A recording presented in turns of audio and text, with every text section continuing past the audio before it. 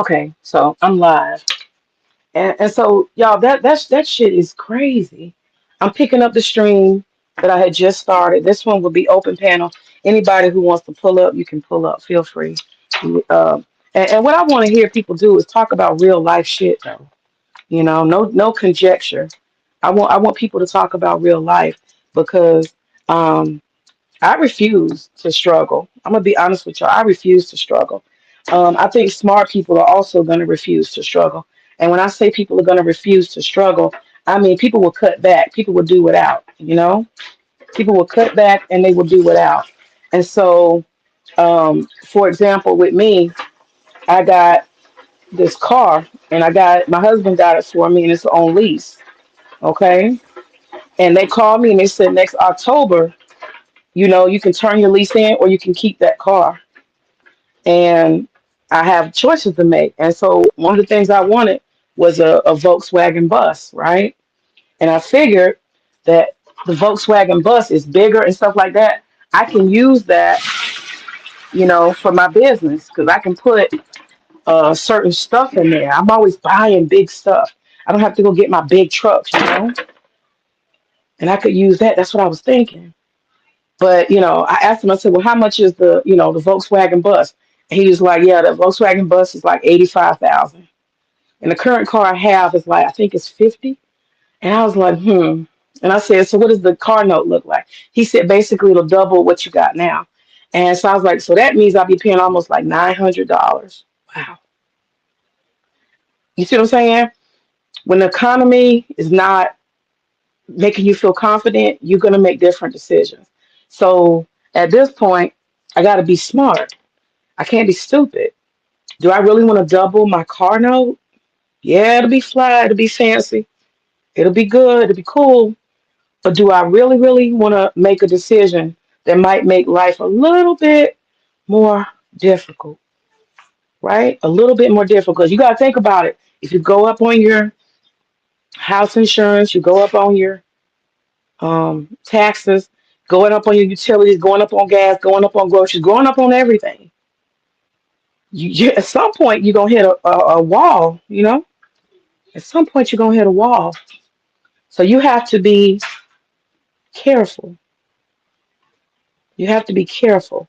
You can't keep piling on and you can't be living beyond your means. And that's what happens. And so a lot of people today are not looking at the future. They're not thinking about the future and what the future holds. Let me wash these dishes while I'm here. I'm gonna check on this chicken I was cooking. So that's the thing. We gotta have real conversations about real shit. And we can't have people who have the experiences of a 12-year-old boy or a 12-year-old girl. Or you got a teenage experience and you trying to have grown folks conversations. We can't have that. We got a lot of people, they live in this real, real simple life. So the complex things they don't have the capacity to understand. They do not have the capacity to understand what it is to live as a grown person, a married person, having children. You know what I'm saying? I just got an email the other day. My HOA just went up 75 more fucking dollars. You see what I'm saying? Every direction you go, everybody wants some more money. Everybody wants some more goddamn money. Your HOA go up, your car note go up, your insurance go up, car insurances are going up. Everything's going up. And then people want to pretend, I don't need nobody. I don't care if you're a man or woman. You need a second income. Get the fuck out of here. Fuck out of here. You ain't grown if you don't know that. Unless you just a high income earner your damn self and you big and bad by your damn self. That's dangerous to put all your eggs in one cart. I'm just telling you. It's dangerous to put all your eggs in one cart. Anybody who is saying I'm only depend on my spouse. I don't care if you're male or female. Okay, this chicken is good. It's done. Lil, you want some chicken, Pooh? Lil, you want chicken? Huh? You want to clean up? Girl, you need some chicken. I'm gonna bring you some chicken. It's good too. Y'all can feel free to pull up if you want. But yeah, you got people who ain't never lived like grown. You got to live grown before you can weigh in on what it takes for grown folks to make it. And that's what I'm telling y'all. America's changing right now. You know how stuff go. It ain't gonna go backwards. I be paying attention to these prices. That shit is not going down. The only thing that went down was them goddamn eggs. But outside of that, ain't shit going down. This shit is like the wild, wild west. It's getting more and more unaffordable. And the only thing that's gonna happen is less Americans, less people. Think about that. Even just right now, people talk about hypergamy and that type of stupid shit. Uh-uh. You would just say a man meets a nice lady, okay? What's the first thing that they're gonna have a discussion about once they get deep into the relationship? They're gonna start talking about the ring, right? That's how it will begin. They're gonna talk about the ring. And so y'all think gold ain't went up? Shit, gold ain't went up, diamonds went up, everything going up. So now here you are as a man. Uh-oh, my ice maker. So here you are as a man. It's time for you to get um what do you call it? Engagement ring. Price of gold, diamonds went up, right? That's my ice maker. So you as a man got to go out here and buy that ring, and you know damn well you ain't finna go get no $200, $300 ring for no damn decent woman. It's not gonna happen. She gonna need about 5,000 or less or more, maybe more. $5,000 for a ring. You see what I'm talking about? People got to think about realistic stuff. These are barriers. That's what I'm saying. It's gonna get more and more elite. It used to be a time you could buy somebody $1,000 ring. That $1,000 ain't gonna get you no goddamn ring these days. It's not. It's not. It won't. Won't get you nothing. You gotta have $5,000 just for the damn engagement ring.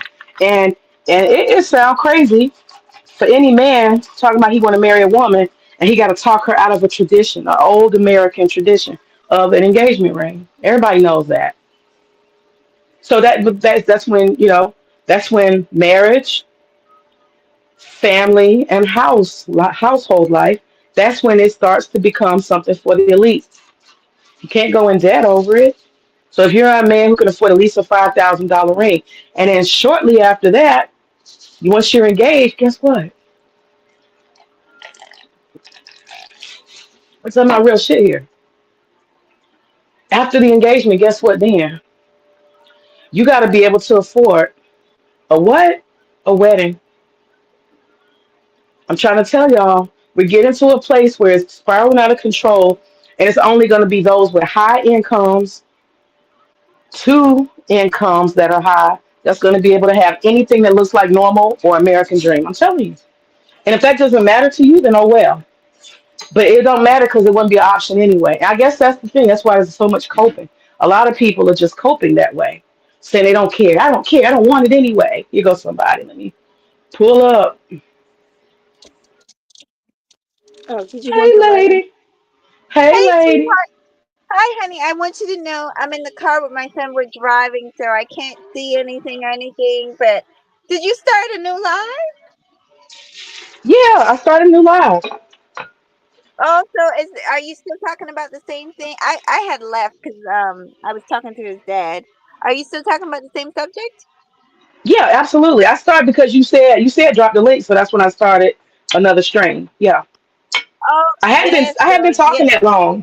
I haven't been talking that long. So yeah, jump in. What are your thoughts? What are your thoughts? Well, I had heard them say that before, and it's just so funny, May. A lot of the things that you're saying, I know you think that you're probably the first person, but these men don't listen, and you're just so sweet. You know I like you, and you're just I such a good thank you. person. But you're there's no getting through, especially somebody like BTS who's so pompous and arrogant. But basically, a lot of these men, they don't want to hear anything. I've heard them talk about the lack, how education is important. To me, that is the dumbest thing I've ever heard. And a smart man wants his woman. My son's father, when I married him, I Mhm. had left school early, and he was very insistent that I go back to school and get my education. And one day he said, I don't want my son to be raised by no dumb woman. Carry your behind back to school. And I did Okay. that. He encouraged me. You know what I mean? Um, because any in the society we're living in, one person, listen, I make decent money. I'm not wealthy, but I make decent money, and it's a struggle Mhm. for I can't even imagine people who make less in their single family unit. Like, it's hard out here for middle Yeah. class. Yeah. Right. Exactly. And that's what Mm. that's what I'm thinking. Some of these people that's running their mouth talking a certain way, my guess is they not living like as adults. You see what I'm saying? They're not living an adult life. They probably living either off of some checks or some support, or they living with a family member of some sort. They're not Mhm. taking on the world, because once you are grown, and you got you a house, Oh yeah. that insurance and repairs, girl. We just had to pay $2,000 for somebody to come because we got some fucking bats hanging out in the top of our house in the Oh attic. 2,000. You got to pay yeah. for roofs. You got to pay for replacement air conditioners. You know what I'm saying? Yeah. Oh yeah, I've It's, spent thousands. I've been in my house for about 7 years now. And it was my first home, my dream. Well, not my. It was the first home I lived in. My son's father got me into property. Like I said, without him, I don't know where I'd be because he taught me a lot. But mhm. basically, it was my first home on my own, I should say. But basically, yeah, girl, we done had to replace the pipes. The roof needs to be replaced. Half the time warranty, you don't want to pay for nothing. You end up paying out Right. the damn pocket. Oh yeah, oh yeah. But Exactly. go ahead. Yeah. Yeah. And I mean, think about that. How when you had your son, and he was young, how long did it take? What we're talking about, let me just say for everybody who might be listening, what we're talking about today is this idea that I don't need my spouse, I don't need no spouse, I can carry all this load on my own, I don't care about no woman's income, because Trump just declared a lot of professions not professions. And it really complicates a lot of things for a lot of people, and particularly the women who have these, jobs, nursing, physical therapy, teachers, social workers. It looks like he may have handpicked female-dominated Uh-huh. employment and professions and Yeah. said they're not professions, and so that complicates the funding, the federal loans, repayment programs, all of that, and that is going to cause problems for a lot of men. These are elite men who don't need the incomes of their wives making these decisions. But the average man who knows anything, he knows he probably needs her income. And I don't mean need like he won't survive. But when you're trying to actually thrive and do well in America and have a lifestyle, something you're impressed by, that you love, a life you love, you need two incomes. And a lot of people are not knowing that. They talking shit. Oh yeah, them women, ain't nobody No. care about no women's job, no women degrees. That's men who will probably never have a wife, and they'll probably never have a household. And I'm asserting that it may just be one of those things where only upper income people who the wife make 80 and the husband make 80 is going to be able to have the American dream. That's what I'm asserting at this point. Minimum. I I'm gonna say this about him. I did see articles on, like, I've seen stuff like that. I'm not even sure that. First of all, I don't think Trump has that kind of power. I know he thinks he's God, but I don't think he has that power to declare a profession not a profession. For one thing, that profession. I have friends that are nurses, different levels. One is an anesthesiologist. You can't just take that away as being a profession. For one thing, those like my profession also, we are licensed by the state. Most nurses are, I believe, are licensed by the state. So what that means Yeah. is, um, basically, um, we have. I'm trying to think. Lobbyists. We Hey, Gabe. pay. Like, these things. These The things are not going nowhere. Um, they're not going nowhere, no matter what he say. Right. People I know believe all his foolishness, but it's not going nowhere. And we understand the importance of teachers and nurses and all those things. I just want to say this. For a man to say that a woman's education is not important, to me, that's a very foolish man. I work with doctors and I work with high profile people, men and women, and most doctors, especially if they met in college, a lot of them are married to other doctors. They're Right. making big money. And let me just say this, and I'll be quiet so Gabe can talk. But basically, a lot of these people, their kids are in private school. That's money. Right. Their lifestyle is very high class, and so I feel like the people that say things like that, they don't have anything and they don't want anything in life. Because even my son, I'm not high class, I'm middle class, but my son was in private school most of his life because that was See? what we thought was better for him. So we had to Hmm. pay for that. He was in karate lessons, he was in music lessons. They didn't have that stuff in the public school, so we had to pay out of pocket. But it's about how much, people. I hate cheap people, May, and people that don't tend to have shit. Um, basically, always worried. They're always holding on to their purses and to their wallets. You can tell motherfuckers that don't have shit, May. People Oh who yeah. actually have money don't act like that. Does that make sense?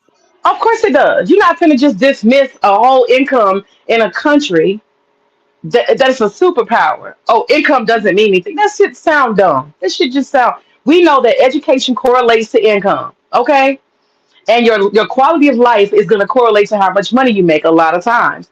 And like you said, your son is in a safe school. He got the best education because you provided it, and you gave him extracurricular activities. That Hmm. stuff matters. And then we talk about the ghetto in Chicago. What's the difference? The environment. You are a homeowner. You can choose a house in a nice place. You can send your child to a nice school. You know what I'm saying? These are the differences that make the difference. And what is the difference? Income. Let's quit playing. Let's quit masturbating the bullshit. You know what I'm saying? What's your thoughts, Gabe? What are your thoughts? Hey, no, no, no, no, no. You're right. You're right. I think that, hey, what's up, Mahogany? Hey, I was gonna say, I think that they're making it bigger than what it is, though. I think so. I think it is impactful because based upon the classification of the degree, that is associated with a certain amount of annual funding that they could get towards the degree program. I think the cap for this one is when I was looking up, I think that the cap annually, or let's see, the cap annually is like 50K or something for not like just regular graduate degrees, but I think that it doubles for these professional degrees. So I think that it is impactful, but I think that that's as far as it goes from what I understand.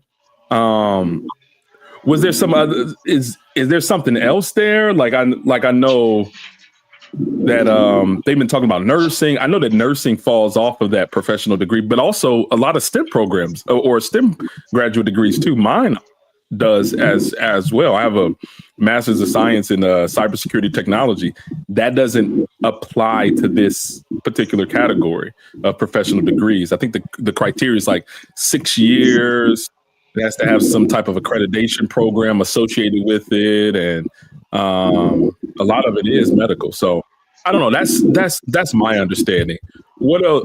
Am I missing something, or is there something else that is I didn't see targeting either. Like I didn't think that it was targeting Black women or nurses that either. So I don't know. Maybe I'm missing something. Well, yeah, I said at the very beginning of the stream that I had started initially, um, before I got it on was the StreamYard.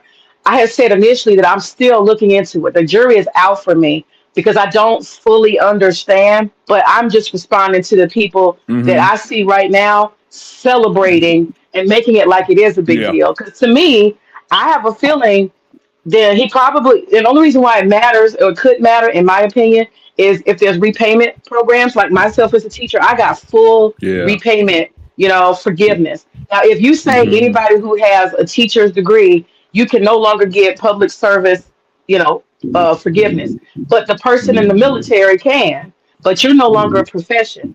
This is one of the benefits because those jobs technically don't pay a lot. I get paid a lot as a teacher because I got lots of degrees, but the average teacher is going to make 40, 50,000.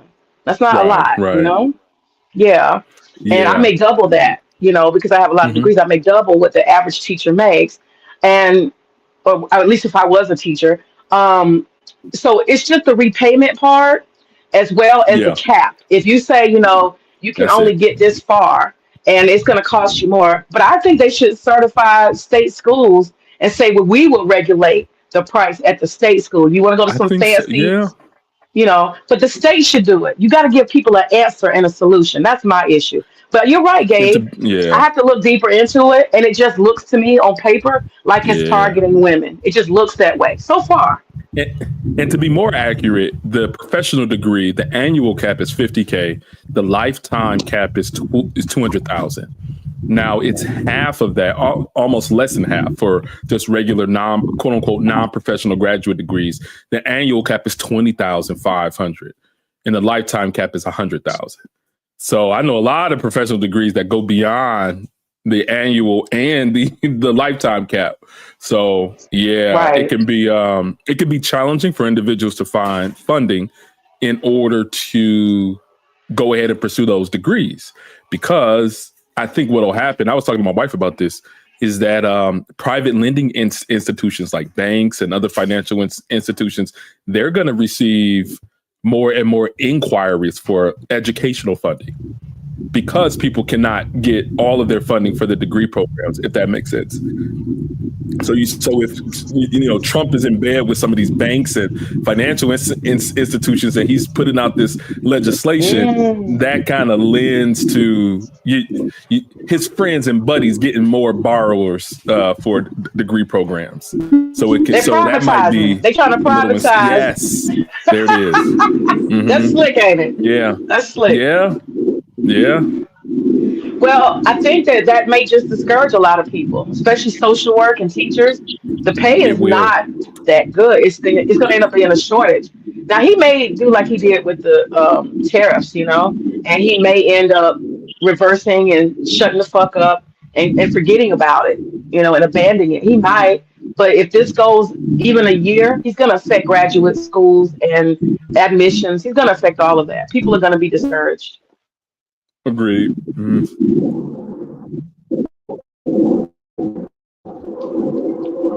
But let me ask you this. May, Yeah, sure. Go ahead.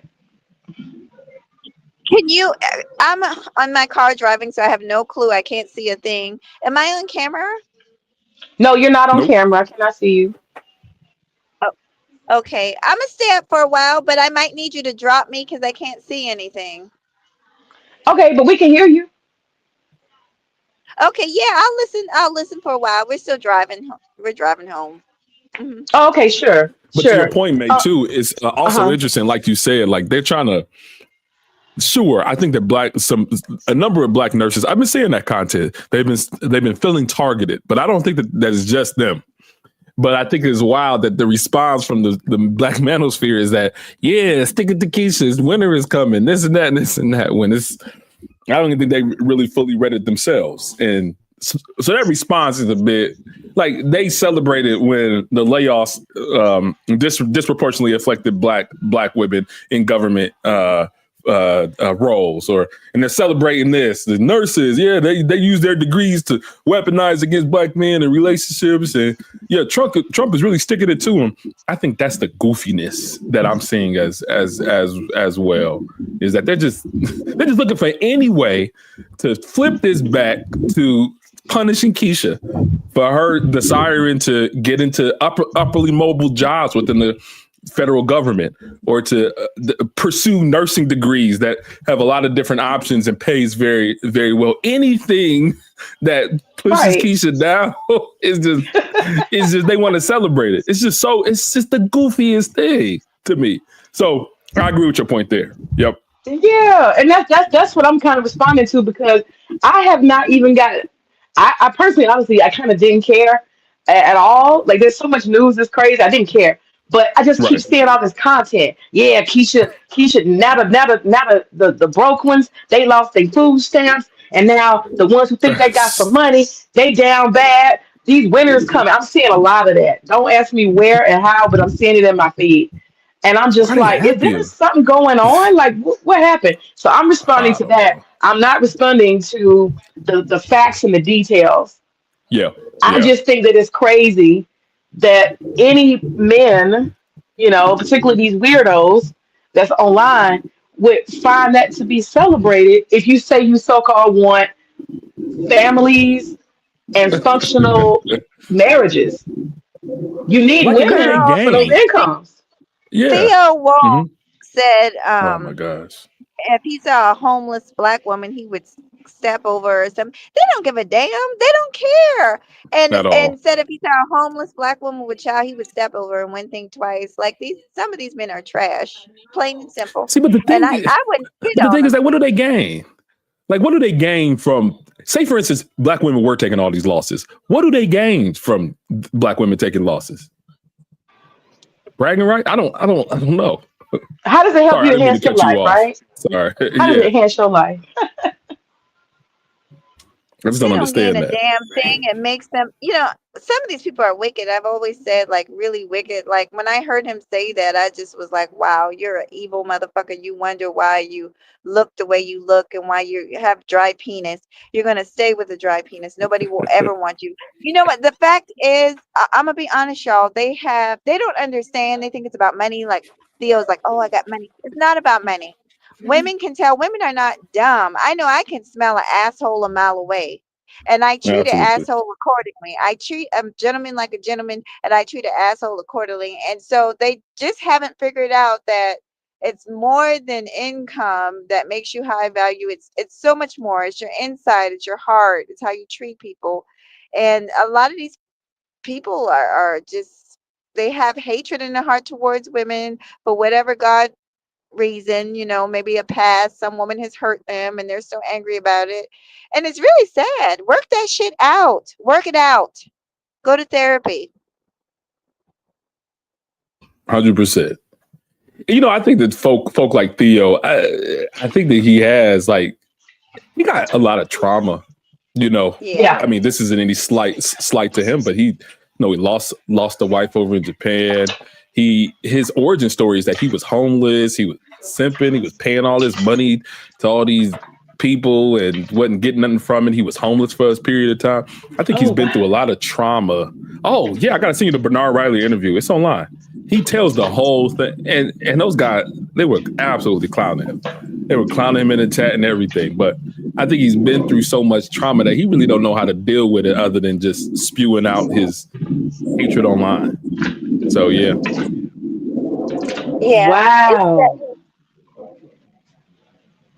Go ahead. No, I said it's sad. It's true. Because I've heard him talk a lot. I listen a lot from the clouds. And I had stopped. I know you still visit some of the men, but I had stopped. I used to listen to Roger, not listen to him, because when I listen, May, it's to combat their nonsense.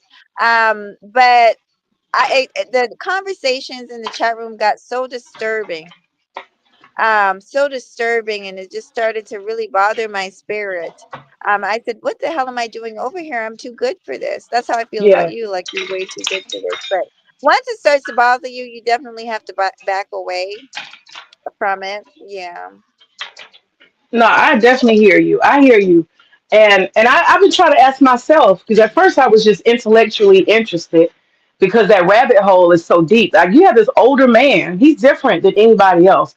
Everybody else is just talking crazy, like Dr. Thunder. They're just repeating talking points. But BGS literally, particularly him, interests me because he literally built like a whole world, you know, around some kind of Alice in Wonderland alternative reality. He built that, and he puts all this other historical misinformation. He's done a lot, and he's invested in it, and it's kind of cultish. All cult members and leaders do that. They build an alternative reality, and so that is why I'm interested. But what I realized as I've listened to these men, they started tapping into a part of me in a way that I wasn't expecting. I was approaching this as a troll, you understand? And laugh Uh-huh. at them. Laugh at them. These niggas is silly. Because what they're saying is silly and their perspective is immature. But what happened is, as I'm listening to them, I'm hearing and I'm seeing, because let me tell you something about being a teacher, particularly a high school teacher. You will meet a kid in the ninth grade, he's 14 years old. You will see him be retarded, stupid, troublemaking, a clown. You see all kinds of parts of him. But no matter what you judge him as, by the time he goes from ninth grade to the 12th grade, he's a full grown man. Trust me now. You see all of that stupid shit purge out. You see somebody evolve. And then you realize that human beings are always constantly growing and changing. And hopefully, if they get positive influences, they grow in the right way. And I have seen kids, and I can pinpoint, I can look at them, I can read their energy. This one is a winner. He just doesn't know it. This one's going to do great things. This one has all the potential in the world. He has a great attitude. He's smart. I can see the beauty and no matter how retarded they are. You see what I'm saying? They're young, malleable. And so I guess I'm looking at these guys as those kids and nobody stepped in positive for them. So here they come at 30 and 40 looking for that positivity and they're getting it from somebody who don't give a fuck. They're grifting. These men want to grow. They want to be better, but he's feeding them negativity, SBE. He's feeding them blame, shame. He's feeding them defeat. But May, when women like yourself and I go over there and try and talk to these men and give them some positivity, what do? They show their freaking ass. I have been so disrespected over there on that side of the fence. I don't, like I said, I don't really tolerate BGS, but on the Roger Report with his chat room and that heifer that's over there, I mean, and I'm thinking to myself, good God, I was called every name except the child of God when I was over there. And I'm a good woman. In the Of course. meantime, somebody that just, let me stop. Jesus, because I was about to take it there. But my point is, I listen, May, let me tell you something. I married my husband. He took my vagina. He took my virginity. Mhm. I had a son with the first man that took my virginity. I got married. I did everything the right way. But will they listen to me? Hell no. Look at you, a married woman. You're cooking, you're cleaning every day. You're a teacher, you're educated. Do they pay attention to you? No, but they paying attention to some scallywag over there. Oh, you know what? Well, Because I'm the about thing to is let it this. go. No, but I'm about listen, to but let it go. listen. But that's the type of Mahogany. people that they don't want to listen to nobody with no goddamn sense. Mahogany. You, Yes. me, and Gabe. We are the type of people that ruin the narrative. You know what I'm saying? We ruin the narrative because they have one narrative. All black women are whores. All black women are welfare queens. All black women are baby mamas. They're not intelligent. They're ignorant. They're wild. They're disrespectful. They're masculine and aggressive. That's the only narrative. They're being brainwashed. Well, but And they that got women in their brainwashing. chat. But they got women in their chat that they uphold. I listened to you, man, and I heard the clip of BGS talk. You said you called him out because he blocked you, and he said, "Oh, why? Because of what happened with old girl," and like he didn't know what the hell he did. But no, he has those type of women over there in his chat, just like he had uh, what's old girl name uh Lord, that big mouth broad with the bald head that be smoking, chain smoking and shit, and she over there talking about femininity. I feel like he's a fucking troll. I feel like he's an old ass, immature troll. Um, go ahead, sweetie.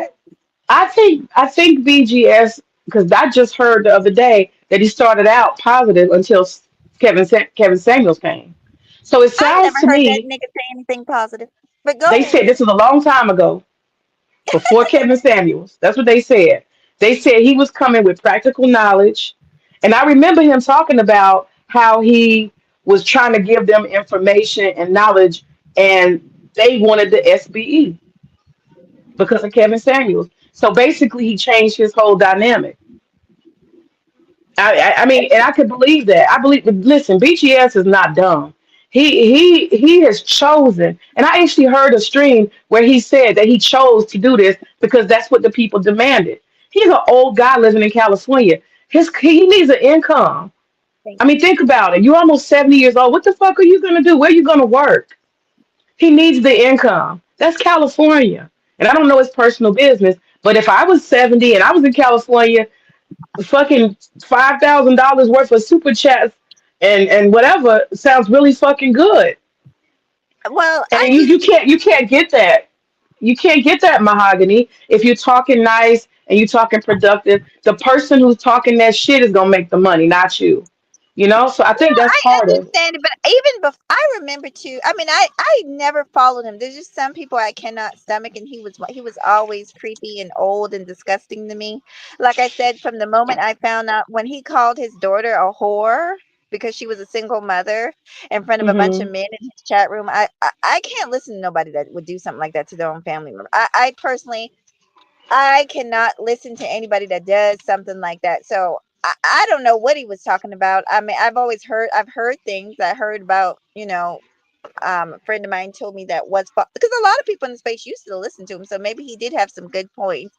But I heard so much negative things that it just turned me off. Like I heard that he said something about, get black women while they're young, like 16 or something like that. That's what I heard, that he was the one that said that.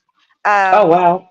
yeah, that way you know that they're a virgin, and they haven't been busted down and all this stuff. And you had these men in the space, saying stuff like that, and I just Well, I I tell you what, can't I take. think he sets up the argument so that he can give men gripes that cannot be, uh, you know, we live in a modern world, right? And that's like saying, you're gonna really arrive when you get a stagecoach. You're gonna really arrive when you get a stagecoach. Well, who the fuck is selling stagecoaches? What fucking road has stagecoaches on it? You see what I'm saying? In the modern era, there are no fucking stagecoaches. So why are we making that a standard? You see what I'm doing? You see what he's doing? He's setting up impossible, damn near impossible situations for people so they can default to complaining. You see, we're in a Yeah, modern I world. understand.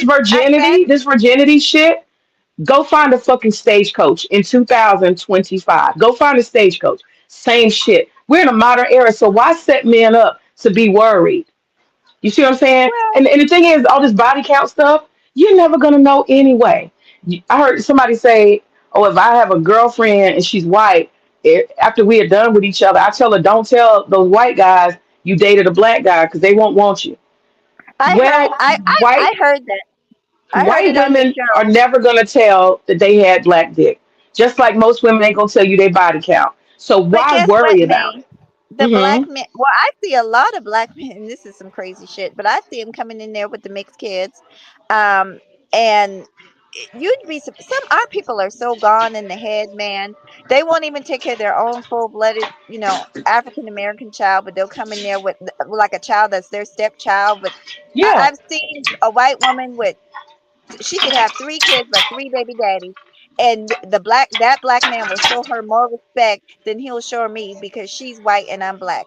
Well, our people, a lot of our people, especially in the South, I've seen it. There's a lot of self-hatred. I just thank God I didn't grow up that way. My family has always been very, very black and proud to be black and pro-black. My entire family is. So but some people are growing up messed up in the head. The parents ain't teaching them shit.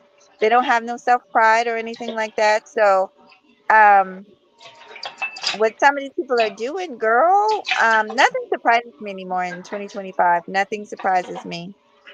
I was yeah, working the other day, and the mom was talking of she had mixed kids, but I didn't like how she was talking. She had daughters; they were mixed, obviously with black or African American because they had the kinky hair, and one little girl had like her hair loose and like an afro, and the other one had like twisties or something. And I said, "Oh, I like your hair," because I was about to brush her teeth. And the mom goes, "Oh, she got hair like her dad. Her little sister got hair like me. She got that good hair." And I said, "You ignorant bitch!" But guess what? A Negro laid down with her. A yeah, Negro with yeah. low self-esteem laid down with her. So I can't, I don't get mad at ignorant white folks when you got ignorant niggas feeding into the nonsense. Um, so sorry I went on a Yeah, bit of a tangent. no, no. I mean, you're sharing the real shit, and this is the thing too. And then I'll speak to my next position that I'm going to take about the whole thing. But a lot of times, you know, I hear a lot of this stuff, and half of it I know I don't believe because there's a normal America. Okay, and people are just regular and fucking functional. If you get sucked into these red pill, black pill people, they'll have you thinking that the whole world is chaos and nothing matters, nothing works, everybody's corrupt, everything's fucked up. They will suck you into that hole and convince you. I can see it from the outside looking in. I can see how somebody here's evidence, here's more evidence, and it's bullshit, right? But there's actually a real fucking functional world. And this is why I say this is a setup too, because the truth is you could use it for motivation. You could say, listen, when you level up and you get your education and you get your profession and you get yourself in stable ground, I promise you, brothers, the right woman who's on your level, a high quality woman will show up. You see how you could actually turn your bullshit drama, whatever chaos story you want to tell, you could actually and use it to actually heal and encourage men. You can keep that shit, but you can tell them, but if here's the way out, brothers, here's the way out, here's another alternative. And it has to do with your self development. He refuses to take that step. And that is the part that I think is disgusting. Well, he's a. I hate saying what I really feel on your channel because I know you have respect for him. I don't. So I Girl, mean, talk your stuff. Girl, talk your well, child, talk I your mean, stuff. he's not a good person, man. I keep on telling you that. You can listen to him. He called his own daughter a whore for good God's sake. And you saw our interaction. I said something, then he said, "Oh, well, back on you. I'm back on you." This is not the way a grown person acts. Like he is seriously delayed. Something is wrong with him. And I Get honestly think delayed. that anybody that follows him and they give their money to him, that they're just as silly, if not more silly than he is, and they deserve they deserve to have their pockets drained. Period. Period. Drain their pockets, BGS. Go ahead and take that money, BGS, so you can get you some cigarettes and a 24 pack, bitch. Go ahead, keep on taking that money, nigga. Like, She said, exploit the hell out of them. Go ahead, have a good time. yeah, go ahead. I Child. do feel like, I'm not gonna be unrealistic. I do feel like there's exploitation. But like I've told him over and over, you know, and that's my fault. I should have just kept trolling and being stupid and not give a fuck. And I think that's my feminine side. And the sad thing is he will dismiss. He's so dismissive. Just like Roger and the rest of them, they're so dismissive because they gotta stick to that narrative. That's the first thing. I can hear his voice now. You don't care about anybody. You black women never care about anybody. You only care about yourselves and how it can serve. His programming is so deep. He can't even actually understand that I can connect my experiences with my young black male students. And I hear the voices. I hear the young boys in them hurt men. I hear it. Especially when they really get a chance to talk. He never lets anybody fucking talk. But if somebody actually gets a chance to talk, uninterrupted by him, you can hear the young men. I'm serious. You can hear the young men who have had a hard time and they haven't had a hand up. And that's where my compassion goes. You know what I'm saying? I hear I the young do. man coming out of the grown man's mouth. I hear it. May And I I was can lucky. I was lucky because I was a high school teacher and I could actually be there every day and breathe life into them and watch them go from being an F student and saying, boy, I see you. You're smart. You can do this. Now, Friday, I want to see an A on this paper. And then I come and I'm standing there smiling and I'm handing him that paper. I said, you know what? You fucking did it. And I put that damn sticker on his hand and he got the biggest smile on his face. I see black men and they deny that. They can't even say, yes, there are women who can actually understand us as young boys. We are hurt young boys who have turned into bitter men. And I see that and I think that is fucked up that BGS does not want to release them. You have to let people graduate. I was a teacher. I can't keep my students. I have to help them graduate. He refuses. He is just like zombie in Haiti. They hold your spirit in a fucking bottle and they won't let it go. It's fucking evil. Absolutely. May I want to say this to you, and because I understand where you are, I really do. But well, me and you differ on certain things, but we agree on. I work with kids too. I've worked with kids for over 20 years. So I Right. love kids. I work with kids. I've mentored kids in the after school for all that. I love kids. But I do look at these men and some of these women like child, the people online are different. The population may online is different than the one in real life because see, I've been attacked. I've been attacked on this social media by men and women. Right. And I'm telling you, I came at it, especially with the women. I'll start with the women first.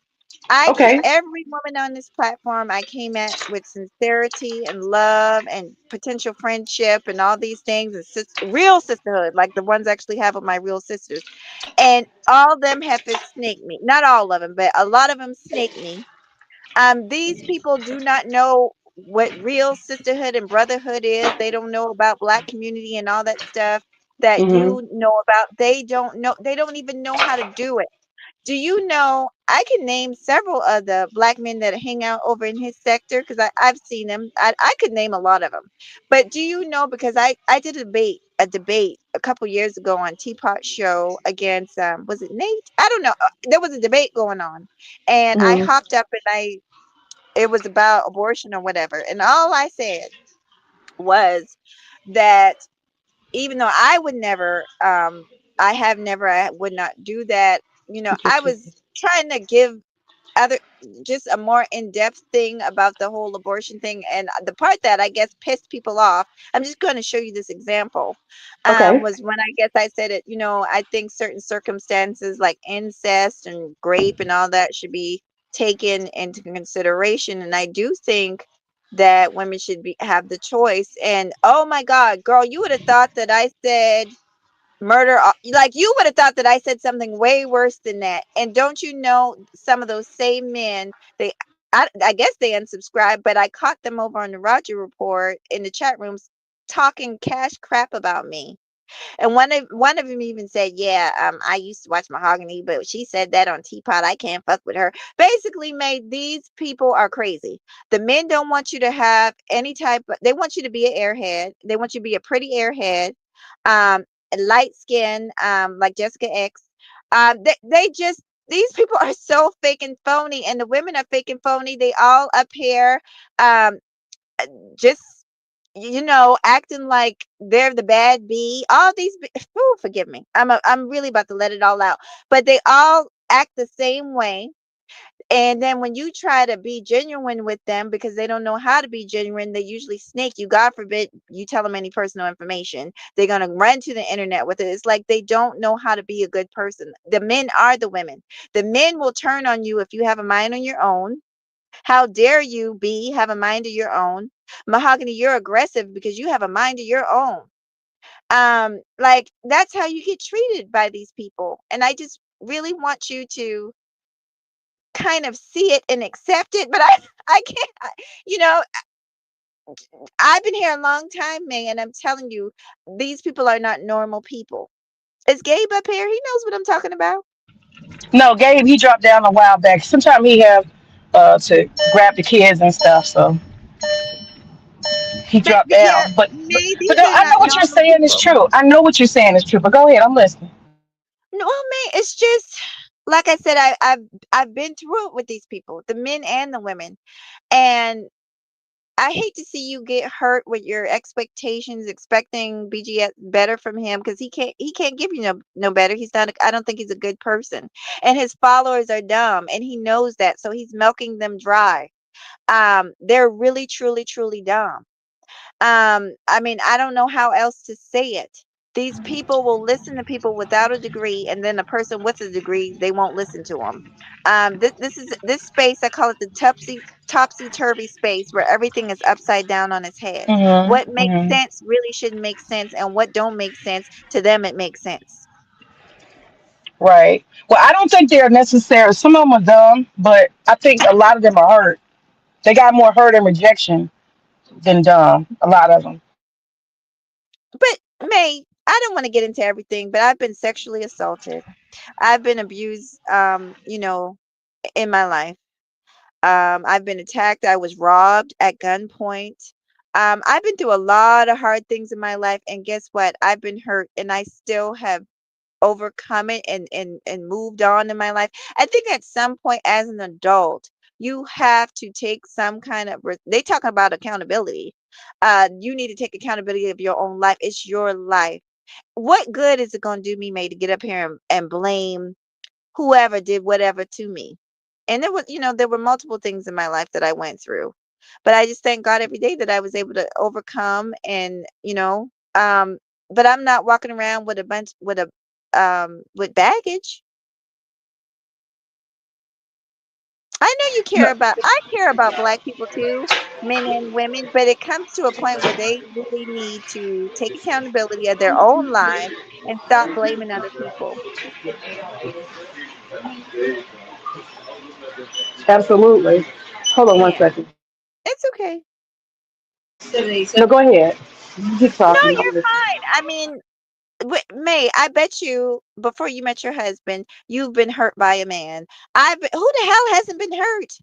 Everybody gets hurt, but we get up, we dust ourselves off, and we get up and we keep it pushing. No, you're absolutely right. I mean, the reality is this: we all have to be resilient. But I think what happens is a lot of times. Let me put it this way. This is where I'm seeing it because I do agree with you that people have to be resilient. Thank you so much. People have to be resilient. You hold it to yourself, and like you said, accountability. That's part of maturing and growing up. You got to bounce back. You can't blame the world. You have to get your ass the fuck up, right? You can't just lay down and say, "Oh, everything's my mama's fault. Everything's so and so's fault." But what I think I'm related to these guys. This is more about than BGS. I'm seeing I see my students for the most part, and for the most part, unless I mentor them, I see their lives like they come and they say, "Okay, now I'm graduated," and they send me an email or whatever. Miss Freeman, this is what I'm doing. And usually, it's they're going to the military, they're opening a business, they got a job, and I say, "Oh, that's great," And for a couple of years, they might check in with me or something, maybe. But a lot of them I don't know. But some of them, they're going to do great things, and so I have peace of mind. But what I'm saying is that there are failures that I'm sure I've taught, but I don't get to see how that turns out. And what I'm saying Hmm. is, when I'm thinking as a teacher, that some of these guys, they're the ones that slip through the cracks. They're just like my students in the sense that they did not have resilience because they had not one person encourage them. They had a whole lot of circumstances. Like I was saying, I had a student, he couldn't do his homework. No matter how smart he was or whatever, he's got a mama who's working 2, 3 jobs, got 4 kids that living in a hotel, kids are running everywhere. He got to get them to school. He can't go to school and get to class at first period on time on his own, right? He doesn't have anything. He's poor. He's living in poverty, and that shit's never going to end for him until he can actually walk away from his mama. And she probably going to keep him there like a damn slave, like she's been doing him, when he's 19, 20, 21. Then we wonder, how does somebody get to be fucking 30 and they're behind? Well, he didn't get to go to college because he got to deal with his fucking mama's problems. Working a job, still trying to, that's my mama, that loyalty. So I know what they're talking about because I had students like that. So I'm looking at these men are probably the ones who never got any support. They are the ones who've been dragged down by life, and they had every fucking circumstance against them. And based on what I'm hearing, that's the case with most of them. They are the ones that are really, really high at risk young men, and nobody ever came to save them. Not mama, not daddy, not nobody. And instead of them blaming the daddy that don't exist, they just blame the women. And she's the one Yeah. that didn't abort your ass. She's the one who actually tried to feed you, whether she was on crack or fucked up or whatever. She didn't have an abortion. They can't see that. I, as a mom, as a teacher, had to constantly restrain myself from being angry with the mothers that did come to the parent teacher conference. I had to restrain Hmm. myself. How the fuck did you let this boy? How come this? How come that? But guess what? Daddy ain't nowhere around. So who the hell am I to be mad with the mother and judging her completely? You see what I'm saying? Oh yeah, I So 100% understand. So that's where I'm coming from. These men have probably been beat down. They have had all the bad circumstances. It's not easy to be resilient when you don't have one person reach your hand down, a mentor, or nobody good. Nothing good happened in your life. I literally had students that had nothing good at all, nothing in their corner. I'm talking about fucked up every way you turn. And I think to myself, how do you not just kill yourself? I be thinking that shit. Because if I was you, I wouldn't make it. Seriously. Some of Hmm. them kids and shit they be going through. Oh yeah, yeah, yeah. I've seen it. I mean, I know what you're talking about. I And it's do. not The only the guys, it's the poverty. girls Yeah. too. It's the girls too. Yeah. I had a girl, she was pregnant by her stepdaddy, and her mama didn't want to believe it. Oh yeah. Yeah. And Yeah. they still living in the same house. You see what I'm saying? How do you live Yeah. through that? How do you face that? You know, and then the antagonism of your mother, because your stepdad done snuck in your house, I mean your room, and then got you pregnant, and then she too drunk and stupid to realize all this shit is dysfunctional, but she ain't got no money, she poor, so y'all staying with him. And so basically by default, you his pussy too. I'm trying to tell you, honey, I done seen some shit. And you, how do you Yeah. bounce back from that? How do you judge somebody and be like, you're not taking accountability, you're not resilient? Who the fuck can be resilient under some of these circumstances? I'm not making excuses.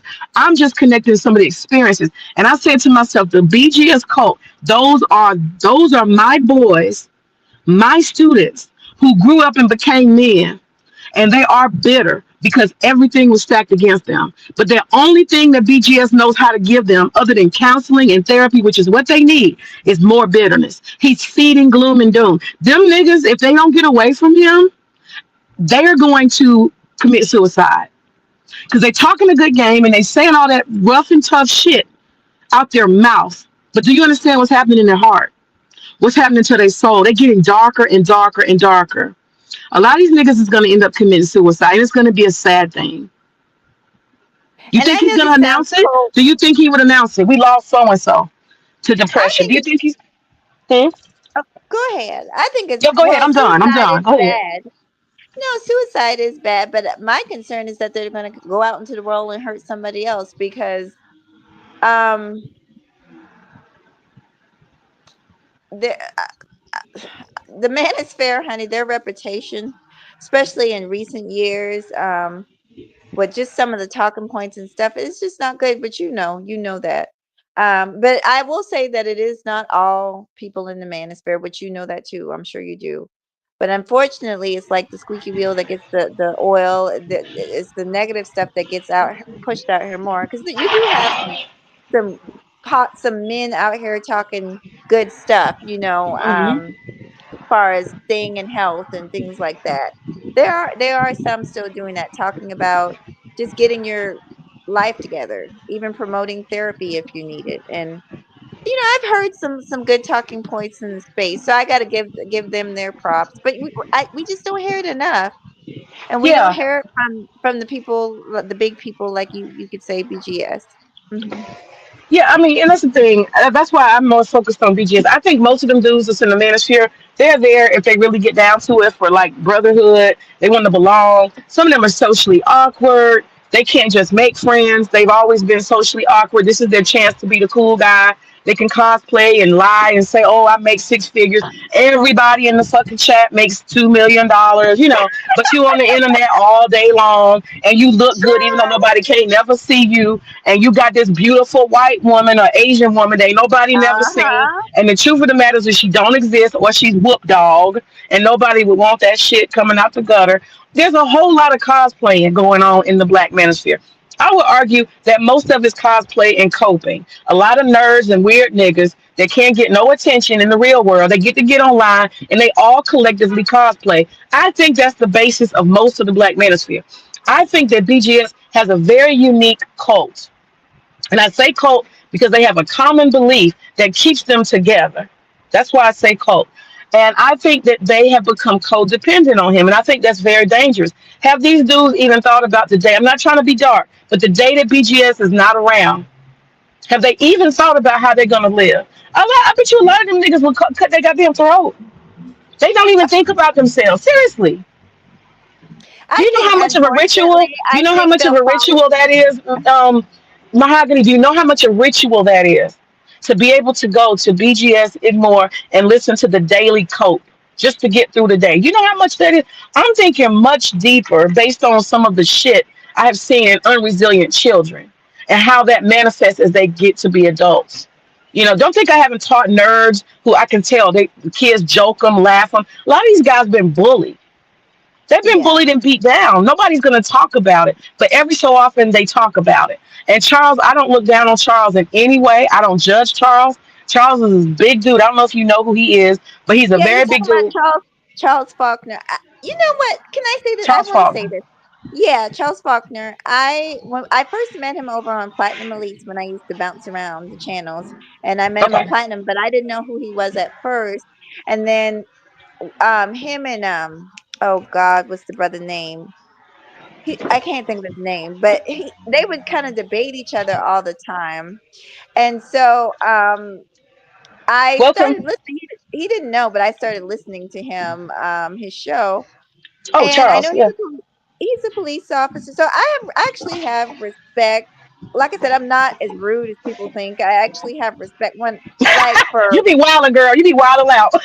no, but But I not love on a it. regular I love basis. it. But basically, he's a cop. Yeah. I have friends that are cops, so I have respect for his career. I don't know. That doesn't mean I necessarily agree with everything he says, but I don't have a problem with him. I mean, I don't listen to him so all the time, so I don't know everything he's saying. So were you about to say something? That did he say something? Well, yeah. I mean, I was listening the other day, and that's why I got pissed today because BGS is such an asshole. He.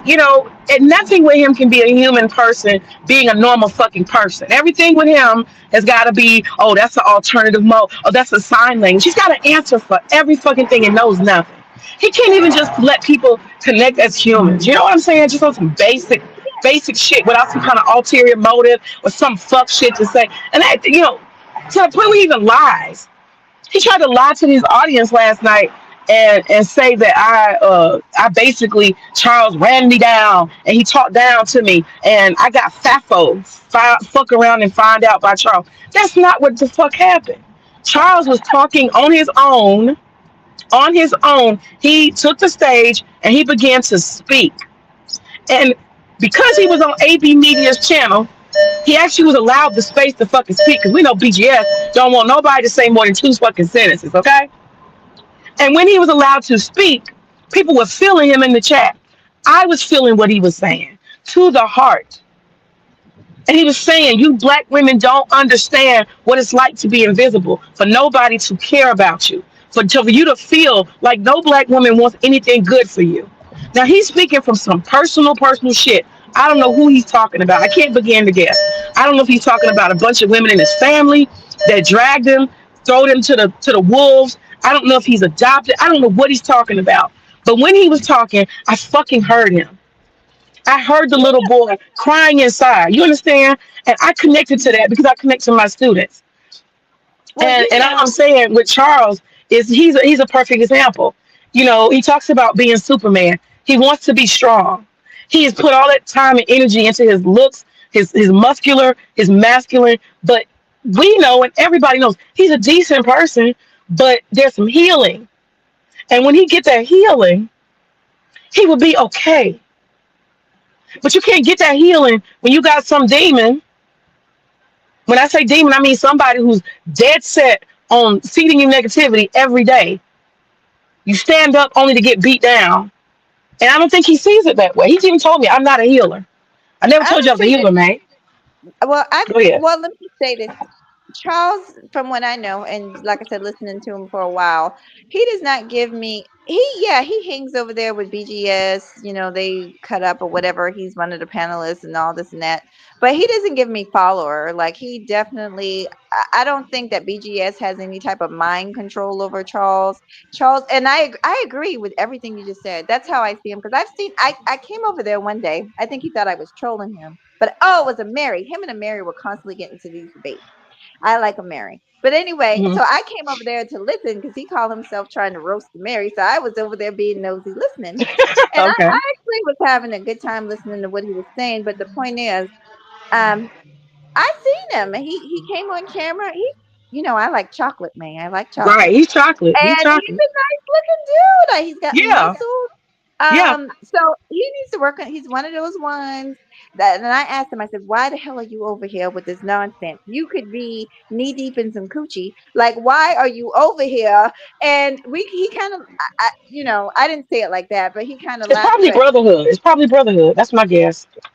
You guys are yeah, dancing because around. he really, he's one that puzzles me because he would. I don't think he has a problem getting women, but I think his personality. I think you need to work on some things, like you said.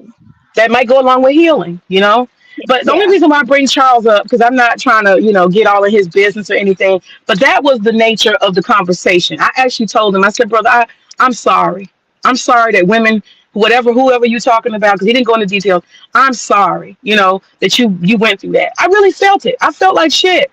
And I was honest enough and vulnerable enough. I usually just troll and talk stupid, but I listened to him, Mhm. and I connected to the students, and I had so many young boys be crying.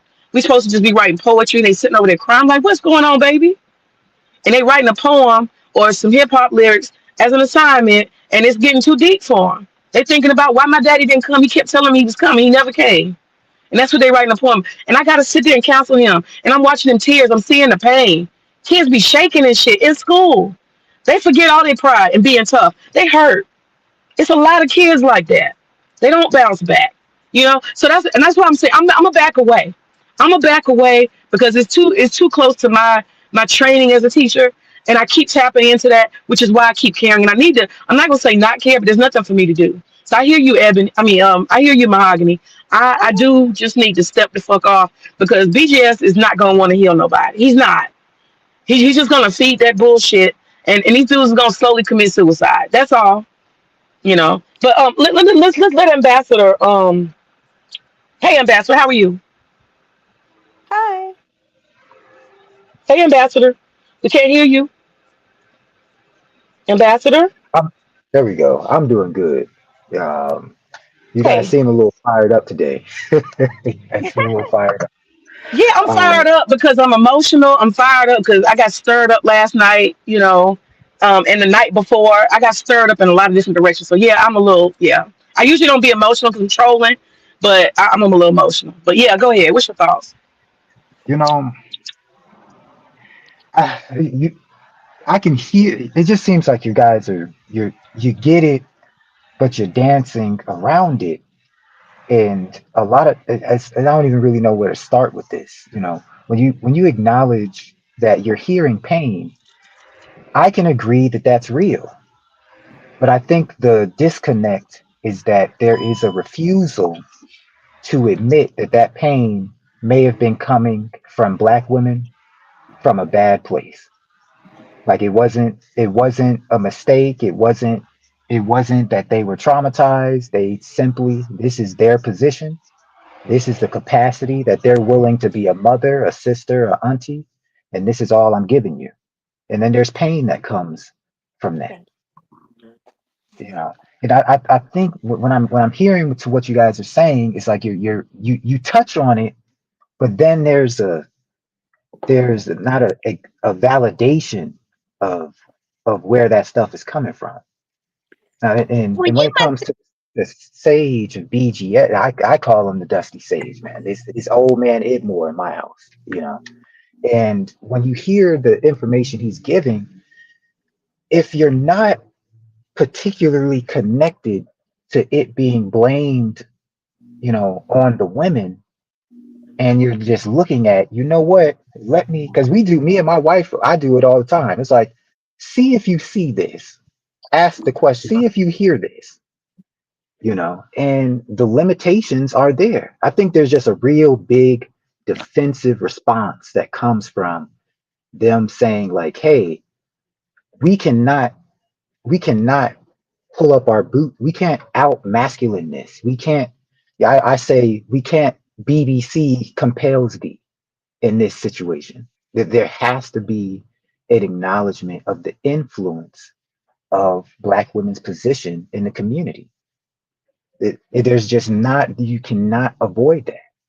And I think that's what a lot of stuff is.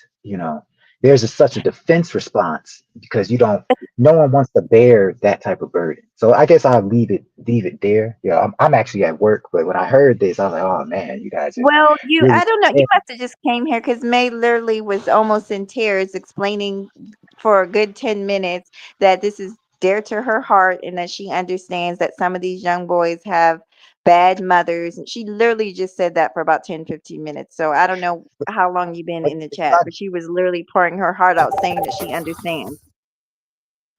Am I wrong, May? No, no, you're correct. That was gonna be my response to Ambassador.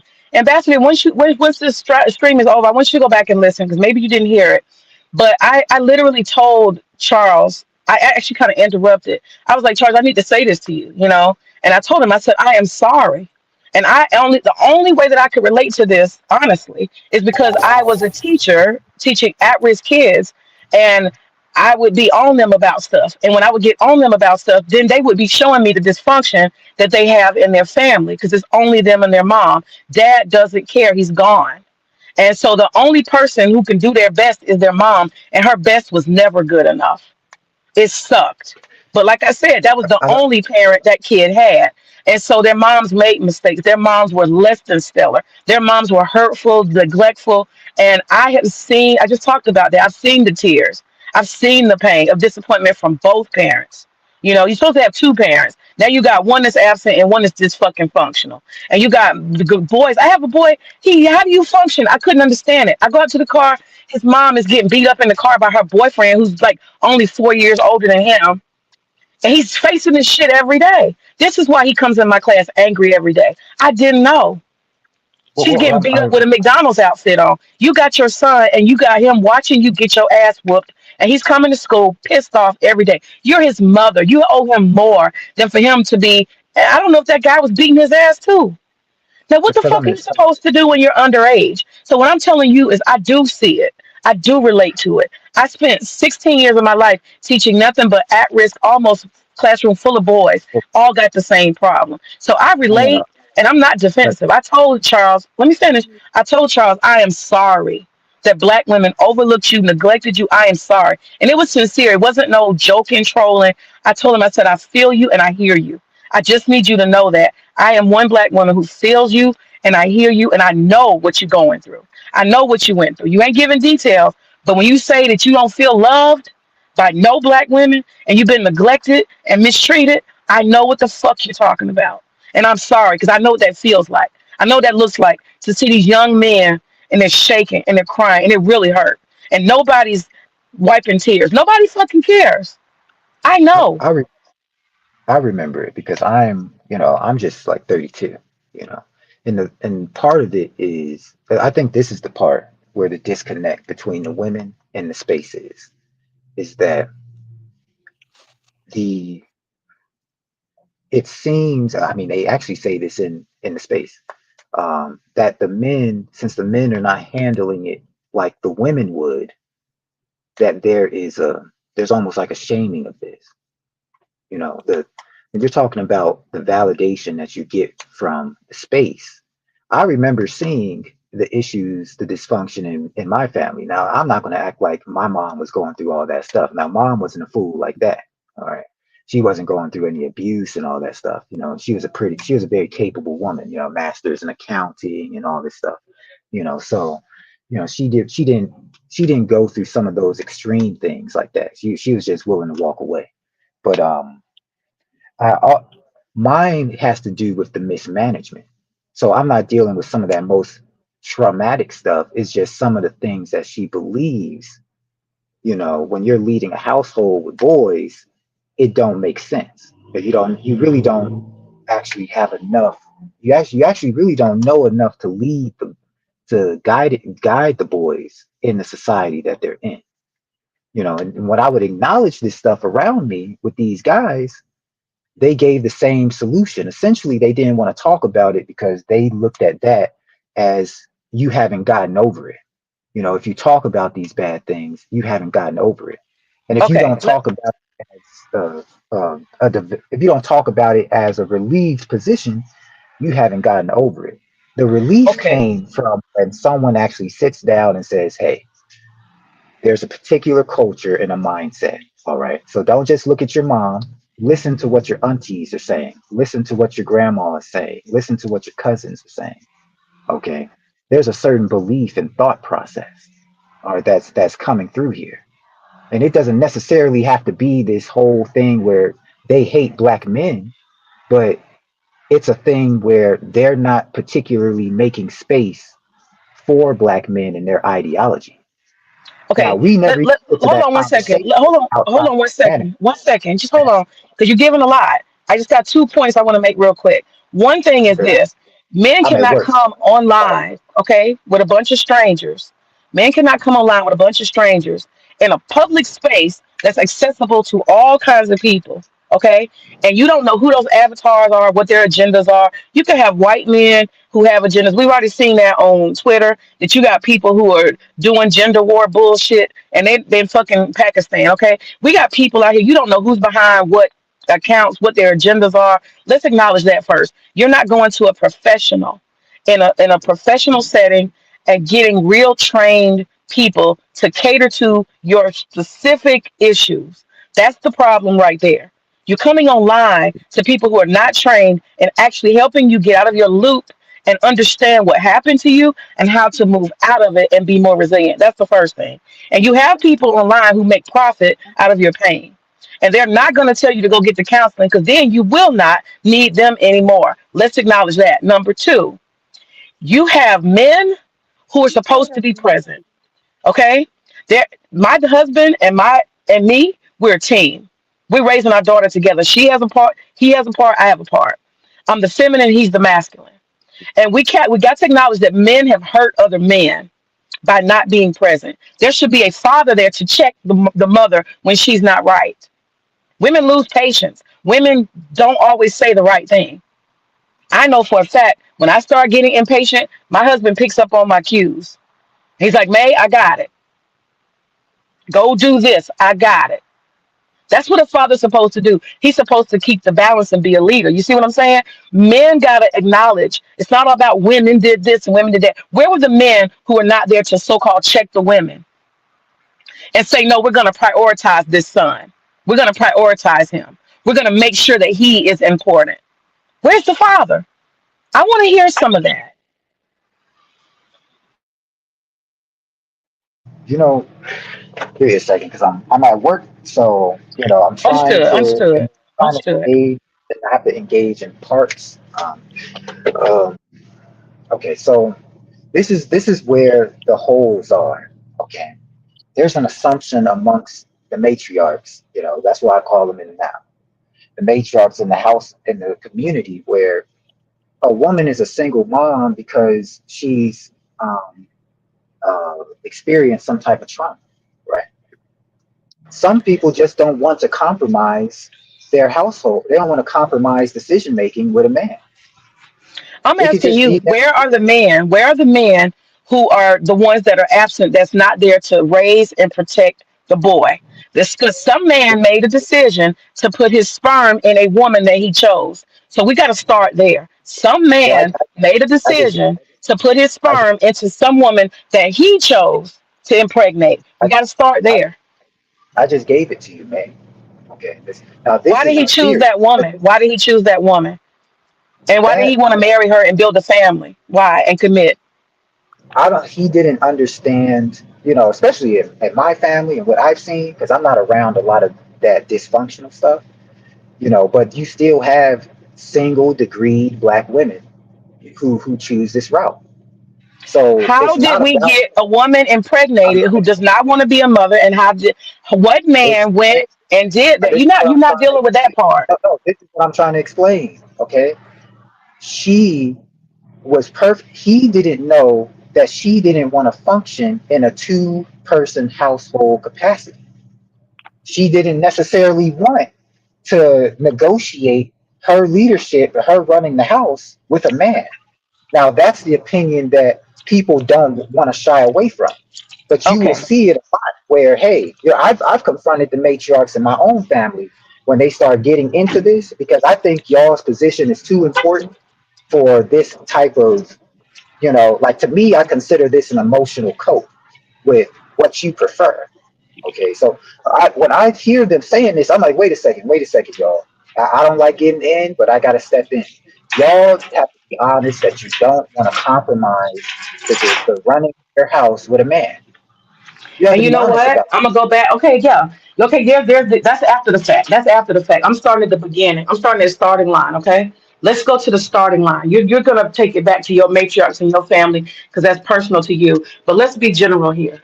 There is a man, and a man has control of himself. He has choices and he has options. Understand?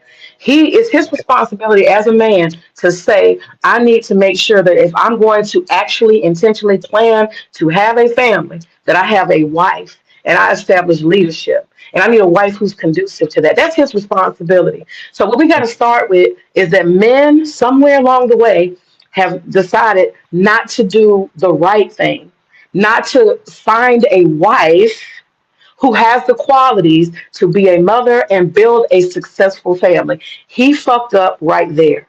Okay. Okay, When that woman, so that means that women who are not conducive to marriage and family, they should be left to the wayside. They May, shouldn't have any men who entertain them. So you guys as men, you have to say to yourself, we fuck up uh, when we entertain women who are not X, Y, Z. When we don't vet and we don't look for wives first, and we don't make sure that that woman is a wife, that's what we got to do. We got to start there. May, you're skipping over the point of view. All right. She can be intelligent, coachable. She talks to you. She communicates. She cooks. She cleans. Did I already say beautiful? She's educated. She's good with the kids. Okay. But there is a particular mindset, right, that you're not going to pick up on outside of the manosphere. Let's say that's straight out. Did he Where marry this woman that you're talking about? Did he marry her? Yes or no? all the people I'm talking about are married. All right, so we're Okay, not gotcha. talking about Okay. traumatized and women who went through concubine, went through the, they enjoyed their single life and all this crazy. We're not talking about that. We're talking about women who believe that they are capable enough to where if it's not the way that she wants the house ran, she doesn't want to compromise the way that she wants to run her house. Now, that is not a perspective you're going to get outside of the manosphere. You're always going to get, well, he chose wrong. He chose this. He chose that. Pay attention to how she was trained, her social group. See if those women actually have the same positions. Okay.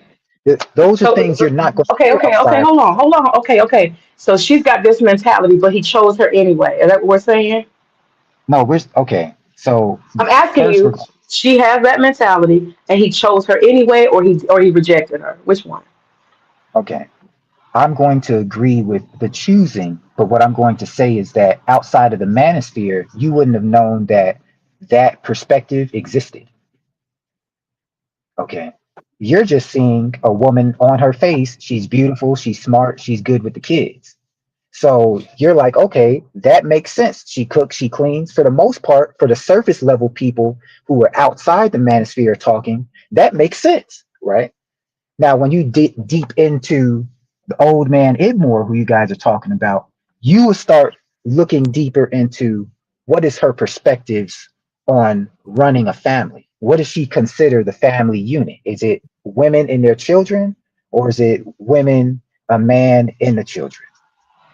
Now that's a new perspective for men. All right, that's actually shocking.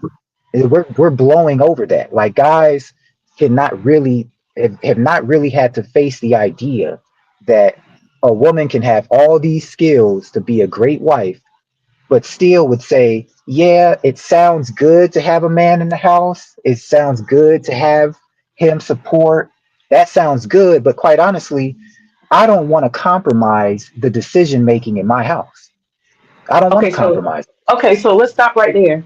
So she sees the household as her, and the family is her and her kids. My Right. question would be that man, did he, and let's forget the manosphere, just in general as a human being, did he have any inkling that she came from a background where that would be her dominant perspective?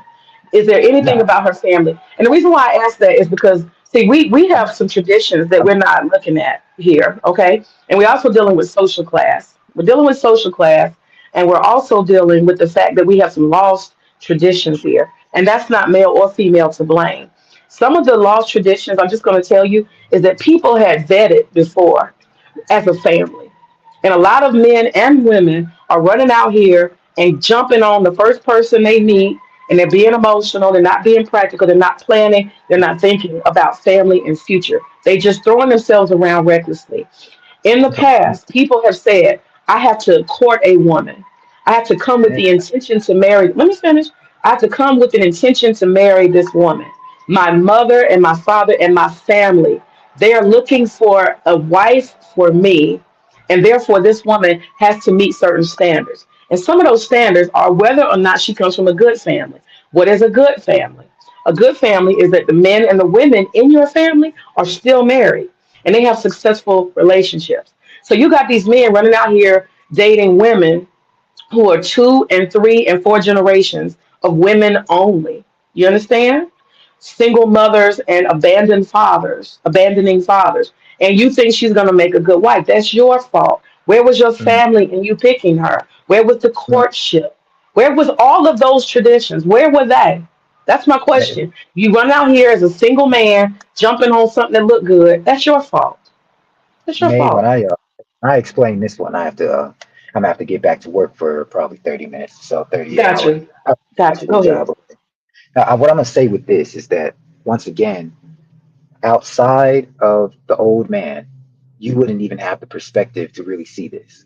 Okay, I have to just state that straight out. So when you talk about a man chooses and stuff like that, now in a lot of black men's experiences, including mine, okay, because that's why I am attracted to what the old man says, is that it makes more sense to tarry the favor of the mother because she's the one who actually is controlling the household. All right. I've dealt with that multiple times where the guy with the dad, it was just like, what's up? What's up? Right. There wasn't even really any real questioning and stuff like that, right? Now, obviously, I have a way of presenting myself where I will drop your guard because I don't present that way and I'm not that way, right? But amongst the women, it's a lot more involved. And quite honestly, once I got her favor, I was already in. It didn't really matter what he said. And the See, that's context that the father old man. man, Ooh. uh, when the context of the old man says is that's why sometimes when I get up here, I do just say, did you read the literature? You know, because it's in that perspective is in a Negro family in America, where they talk about how even in the old times, so you're referring to olden times, right? Well, in this specific community, the women decided if that woman would be married off, if that man was suitable. Okay, it Okay. sounds to me like men. It sounds to me like men are not playing their role because in this Mhm. modern day and in the past, Jewish families they pick both sides pick each other. In Arab culture, in African culture, Asian culture, Latino culture, all of these cultures, it is very common. White culture, they need to vet you. The family needs to be involved. It's only in my mind that the middle class working, I mean, the working class and poor black people do not do vetting. I just want to say it's a class issue as well because I grew up in a patriarchy in my family. Okay, and so my dad's word is everything. My dad decides everything. My dad's final word. Like literally, I've told this story before. I had a guy who I was dating. I was living with him. My dad did not raise me to live with nobody and be no girlfriend. And my dad said no, just based on that. He said he don't have no moral background, and the way you act like you ain't got no moral background. So he called himself want to engage you and meet me to ask for your hand in marriage. The answer is fucking no. And matter of fact, here's a check, and I need you to move out of his place and move into your own. And I will help you be an independent woman until you find a husband. You're done. You're done. That's my father. You see what I'm saying? That's what fathers do. They set the tone and the standard. Even if you're an adult, they make you live by it. So I'm not trying to hear it's still the women's fault. My father stepped in. No women stepped in. My father stepped in. So we're not gonna sit here and keep trying to find a way to make it women, women, women, women. Where are the men? Where are the big grown ass strong men? Where the fucking men at? That's my question. We're not gonna keep on going and running around the rosy. It's still a woman's fault. Still a woman's fault. My dad did his job as a leader. Step in and regulate. You know what I'm saying?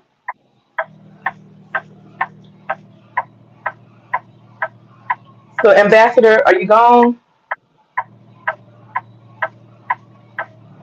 Okay, put your phone on mute, ambassador, if you're not able. Yeah. So, what do you think about this? Go ahead, weigh in, Mahogany. What are your thoughts? No, I'm glad that you saw what I clearly saw.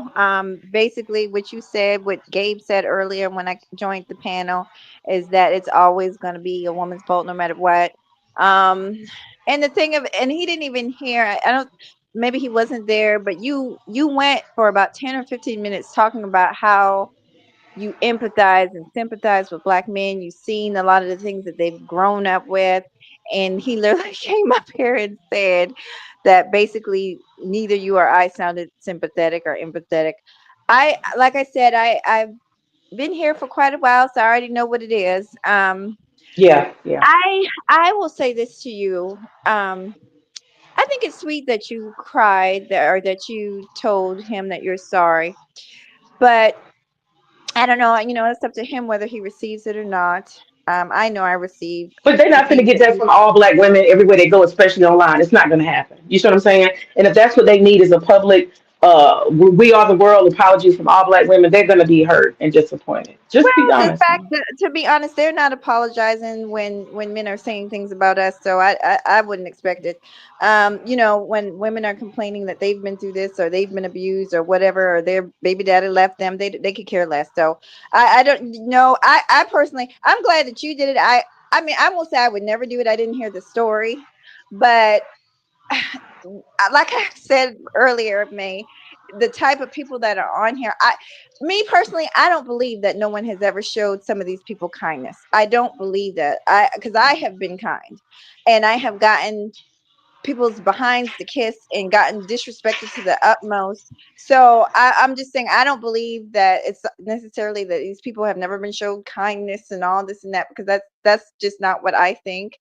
Um, and I also don't believe that BGS is like, people are following him because they want to follow him, and like it's let him march them right off the cliff if that's what they want to do. As far as this man here, he's married and he seems very respectful, so I don't have anything to say about him. But he did come up here trying to make it all about women, and Ugh, it's the same. It's a cycle. It's a cycle. It's never going to be. And this is why I don't stay in red pill spaces. I like what I call gender neutral spaces, because on those spaces you will have men hop up on the panel and say, you know what? Yes, the women are doing this, but brothers need to do this. They will actually give the brothers some type of good advice on what they can do. But these other spaces, no, it's always going to be the woman, honey. It's going to be the woman, the woman, the woman, the woman. And you know So what? The that's all woman I is what have to comes out of say. their mouth. The one, no, listen, the woman comes out of their mouth. But the reality is, what I hear more than anything is I don't want to heal. I'm Hmm. addicted to the abuse. I'm reliving it. I'm addicted to the trauma. I don't want to let it go. That's what I'm hearing. I tell you, and I've said this before, I have been through counseling 4 times in my life. And I had to come to counseling actually already surrendered. You understand? Surrendered.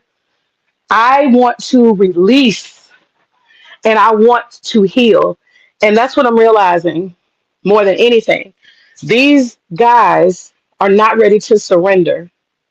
They're not ready to heal. They're not ready to move on. They're addicted to the trauma. They're addicted to the narrative, and they're going to stick to it until they actually surrender. And based on that, I'm done. You see what I'm Okay. saying? I'm literally done because until I know for a fact, and because I have experience, until a person surrenders and they say, I don't like the way I feel. I've been through depression before. I don't want to be depressed. I don't want to be dependent on this negative feeling. I don't want to relive and feel this heaviness. I want to be light and I want to be free and I want to be happy. These guys are not saying that. They are addicted to their trauma. They re traumatize themselves. They have a codependent relationship with BGS, particularly because it's past talking points. It's addiction and codependency on trauma. That's it. There's nowhere to go. If your healer, if your teacher or whatever doesn't want you to heal and you don't want to heal, there's no surrender. So that on based on that very logical understanding, I'm done. I'm fucking done. So where are you with BGS? Are you guys still friends? Well, I wouldn't say we're friends. I have tried to humanize him. I tried to see the better in him, his strengths. And my whole thing, because of that teacher part of me and what I have experienced with my young men, I was trying to say to him, brother, if you can just lean this way, if you can just get away from maybe all that gloom and doom, stick to your little narrative or whatever, but help these brothers graduate, help them, push them towards healing. You can do that. You can push them towards healing. Do you know how easy it would be for BGS to say, listen, all of us need better incomes. Y'all are my sons, my followers. I want all of y'all to enroll into some kind of school. We're gonna get this together. We're gonna do this together. And they could really, instead of doing the drama shit every day, or even if they want to do the drama shit, he could still feed them that and say, but you guys, we're gonna go to school. All of us who don't have a bachelor's degree, we're gonna do this together. He could do that. So we keep talking about education and da da da. He could actually do that instead of feeding them books that some white man or somebody else wrote. I want to see all of us become authors and tell our stories. You see what I'm saying? And I told him that. I said, you could be like Deepak Chopra. I've introduced that idea. So that's been how I related to BGS, thinking that maybe I could be a positive force, stick to your little narrative, say your little shit, keep your little money going, but actually let these men be happy. Help these men find healing. Help them do that at least. Encourage them towards the shit of being a high value man in real life, not just avatars lying. You have the power. You could do it. But he doesn't, he's not, like you said, he's not a good person. So to answer your question, I really don't have anything else to say to BGS. I don't even want to troll him anymore. Oh man, he must have pissed you off. He didn't piss me off. He he can't even allow people to be human. And that's a problem for me. You can't allow people to be human. You can't allow me to actually feel something. You have to turn it into some drama narrative because your need to demonize black women. Oh hell no, that doesn't fit my narrative. May actually apologize to a black man. Oh fuck that. I can actually go in and go into what's it called. So generally, May, I'm very regimented thinker. I Hmm. don't which is probably also why I listen to the old man. I kind of stay in my lane. I've been with my wife since I was 14.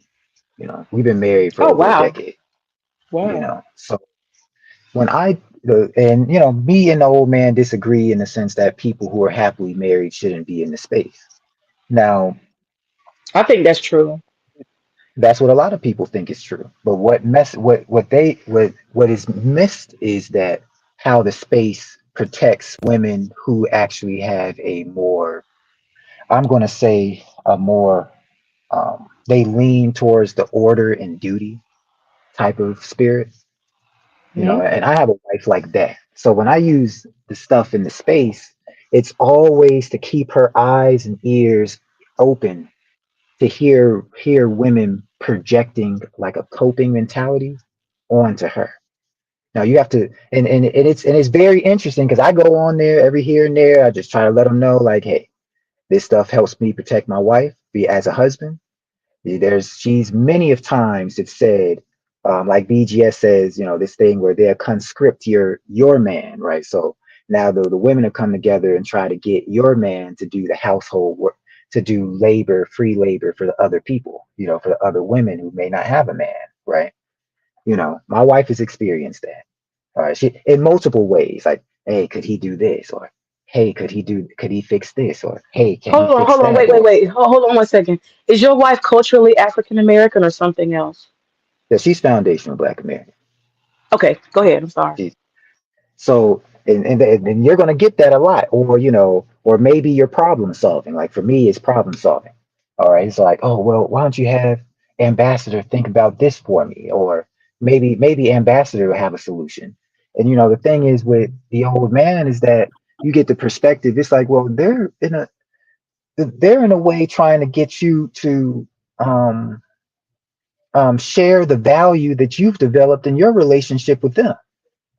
You know, there's there's things like that goes on. Or what happens in my wife's family a lot is that um they try to henpeck the wives, right? Like if you just so happen to have a good man, they hear this stuff all the time. Like, we're over here. My wife may actually be trying to talk about, hey, I'm actually trying to get this recipe right, or I'm trying to figure out how I can teach my kids how to read a little bit better and stuff. And then the wives and they're just like, girl, don't nobody want to hear that. I'm like, you found a good man. Ain't nobody trying to hear what more I got to do. Well, good for you. You Okay, got a good so man. Well, we trying to get our okay, men to produce. So the women who are in that lane are also henpecked. So when the information in the space also is a protective layer for that. Like, look, listen out for it. All right, okay, now, I hold have on all 1 second. Hold on, men wait, wait, that wait. Hold on 1 second.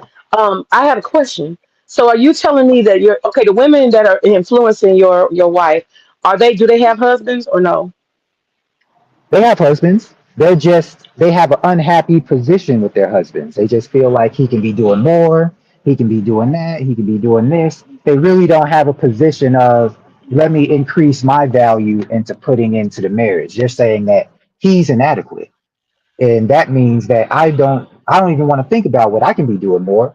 They need to be thinking about how they can be putting more into the relationship. My wife actually just got off the phone trying to counsel a woman like, hey, like to some extent you got to give a little bit, and she's just so charged and that ain't my job and I'm not doing that. If we're talking about a woman who all her bills are paid and she's a stay-at-home mom.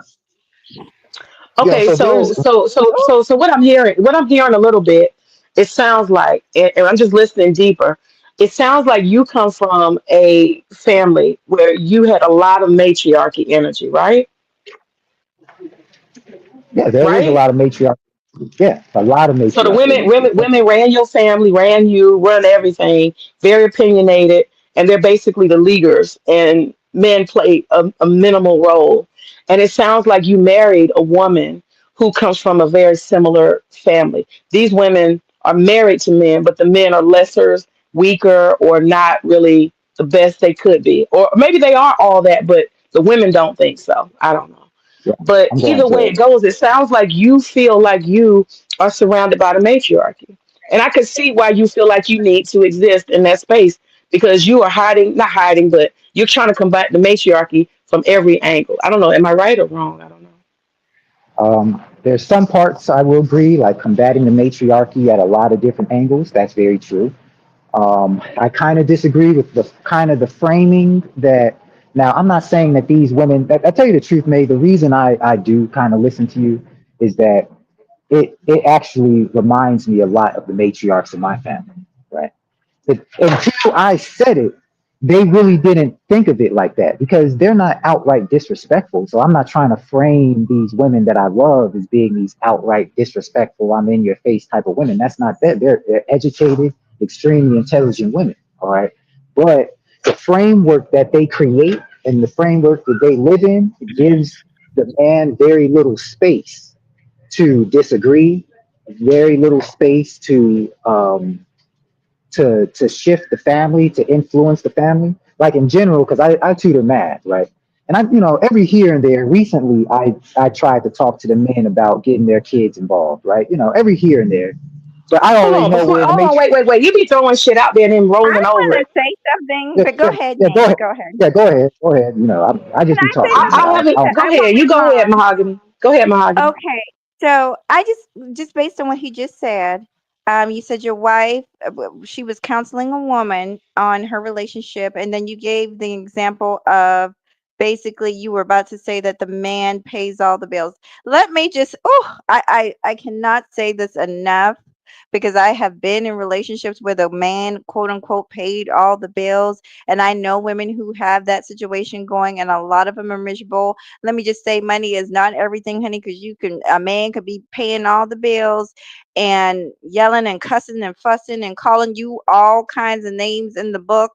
So I know from a man's perspective, because I've heard that before, like, oh my gosh, what is the problem? He's paying all the bills, as if there's other things that he doesn't have to do or she doesn't have to do, paying all the bills. Hell, I pay all the bills, but I still have to come home and cook. I still have to do other things. I still have to be respectful to my partner. Like, so I just wanted to just kind of say that when you said that kind of triggered me when you were like, oh, well, he's a good man. He pays all the bills. But the truth is, you don't know, and she don't know. Nobody really knows what's going on between that couple except them and God. So I just wanted to say that. Did you want Do to you tell mind any if I more about that story, or? do you mind if I give a quick one? Yeah, because I could talk about that. Sure. You know, this is what we're talking about with the framing that comes from that sphere, right? Now, with me, I was about to say I don't like to talk to the men about it because they really believe in that position, and they expect the women to kind of say something about it, right? Let me, because I don't want to lose my train of thought. And sometimes I get into that. In that situation, that man is a pretty solid dude. Um, he really tries to be emotionally there, be supportive of the kids and stuff like that. But um, he is not completely convinced of. Well, honestly, I don't think I haven't actually. You've caught me in a position where I'm thinking I may have to call him.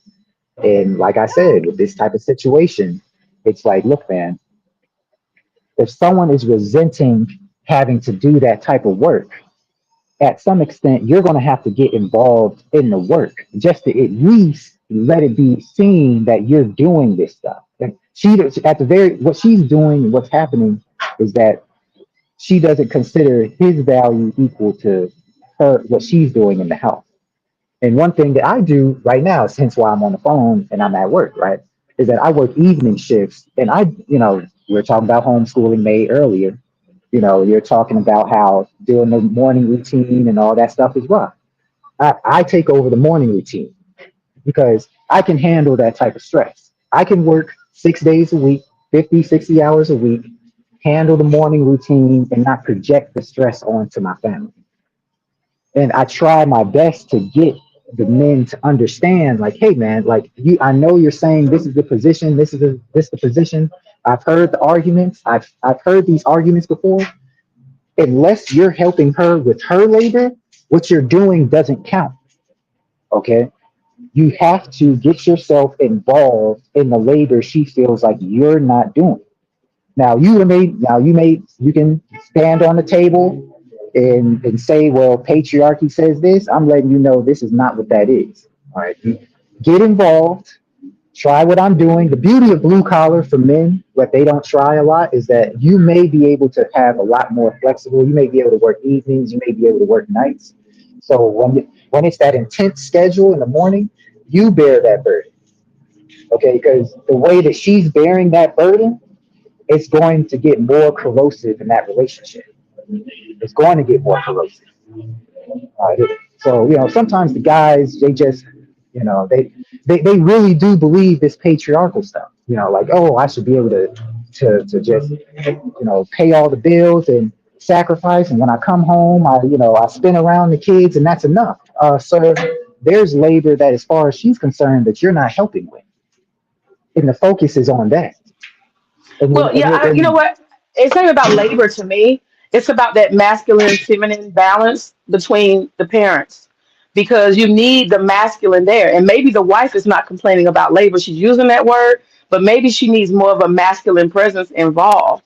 Um, I am smart. I'm intelligent. I could do all of this. I did it for 4 days, getting my daughter ready completely by myself. We're talking about just one kid and getting her to school, driving her, not putting her on a bus, but driving her there and picking her up. I can do it, but there's something different about his masculine energy being present. You know what I'm saying? So, I can make the sandwiches, I can lay the clothes out, I can get her bathed and dressed and all of that. But it's something about the balance when you're raising children, that masculine and feminine working together. And so I don't think that the wife should ask him to wash dishes when she's a stay-at-home mom. I don't think she should ask him to clean the house. But when it comes to children, you just can't have a dad that's, hey, dad, and that's it. You know what I'm saying? Maybe she's I asking agree. him to be a father. I agree with you, but with the guys here, this is the conflicting information. Now, I want to add an asterisk. All that other red pill stuff. I particularly am with the old man. All right, that all that other stuff is kind of like frat boy stuff. I don't really. It doesn't give enough perspective to address some of the things that happen within this marriage. So, you know, I just kind of want to put that asterisk in there because what they're fighting about. So what a dude would say would think about more is that, well, you know what? If I actually work an extra couple more hours and pay for someone to help her do the work, then that would be the solution. Actually, that's the solution. That's where men are getting these conflicting informations from. I'm like, no, man, no. You need to be there. Okay, you need to be there. There's no amount of money that's going to solve that. You need to be there, and quite honestly, you also need to be there in a capacity that she can only experience the benefits of your labor in the house, but she's not a part of it. Because sometimes I learned this with the other married man is that even if you're watching the kids and she's in the house, she still feels like she's doing emotional labor, and kind of it don't count. It's treated like it don't count. So take the kids out of the house. All right, Oh yeah, it's that's your relief. it's your domain. Okay, it's your That's domain. Okay? that's relief too. That gives relief to her. I work in pediatrics, and May, I told you this the last time I came up here that parents. I've had women. Yeah. I see a bunch of different nationalities, but it just happened to be white women. And this white woman, she was so sweet, but she had three little ones back to back: a 3-year old, a 2-year old, and like a barely 1-year old. And she literally, I was just talking to her about the baby's teeth, and she just broke down in tears. And I said, "What's wrong, sweetheart?" And she said, because I was telling her, because one of the children was kind of acting up, and I was like, well, maybe next time we'll have dad come and help you out. And she just kind of started crying. She said he doesn't help me. She gave me this long story about what she was basically going through. But I will say this: I remember it's been 25 years. My son is 25 years old, but I remember when my husband used to take him out of the house. Because in the beginning, I was a stay-at-home mom, for not for too long, for about a year, but when he used to take him, let's go ride with daddy. I used to be so ecstatic because if you're alone, especially with more than one kid, but I only had one kid, but all the time with the baby, because that's all I did was cook and clean, didn't really have much of a social life. Just him taking the child out the house for 45 minutes an hour did so much just to reboost me, because it is like a job. I mean, it is a job. And I was up, and when he was sleeping at 2 a.m., I was up. I was always up, up, up, up, up, going on very little sleep. So it can be a lot. Housework is not easy, especially when you're talking about multiple kids. I don't know their situation, but it can be difficult, and everybody needs support. One thing I just want to say this, that I'll be quiet so you guys can finish. One thing I don't like is, like, I was on a different panel, and the man was bragging about being the breadwinner, and he was like, I'd never had to change a diaper. And I thought, oh my God, that's so silly. That's an opportunity for you to bond with your baby. But that's him thinking that that means manhood because he works and didn't change his own son's diaper. I think that's so sad. But anyway, the point is that they don't real something like that, like a woman going through something like that where her husband she can't even get him to change a diaper or feed the baby for a second so she can have a breath. Those are the women that we hear about on the news that go through that depression, postpartum depression and all kinds of stuff. And then we all look at them and be like, oh my God, I can't believe she did that. I can't believe she went crazy like that. And no, people need help. People have a breaking point. And I'm not making excuses, but if you've ever watched children, been in a daycare, watched any child for a long period of time, you need a break. So I'm glad that Yeah. he said that. Yeah. I mean, Very yeah, good. Very, very good point. Very, very good points. it's I'm just it's the compassion thing, man, and I hate to hear old man slander because it do be I get it. I get how some of this stuff can be shocking, but to tell you the truth, and unless I frame it like that, the guys and the women don't get it because they're still stuck in this. He needs to be a patriarch and this and that. They're attaching a framing that don't exist. It don't. It's not there. Yeah. It's just not going to work.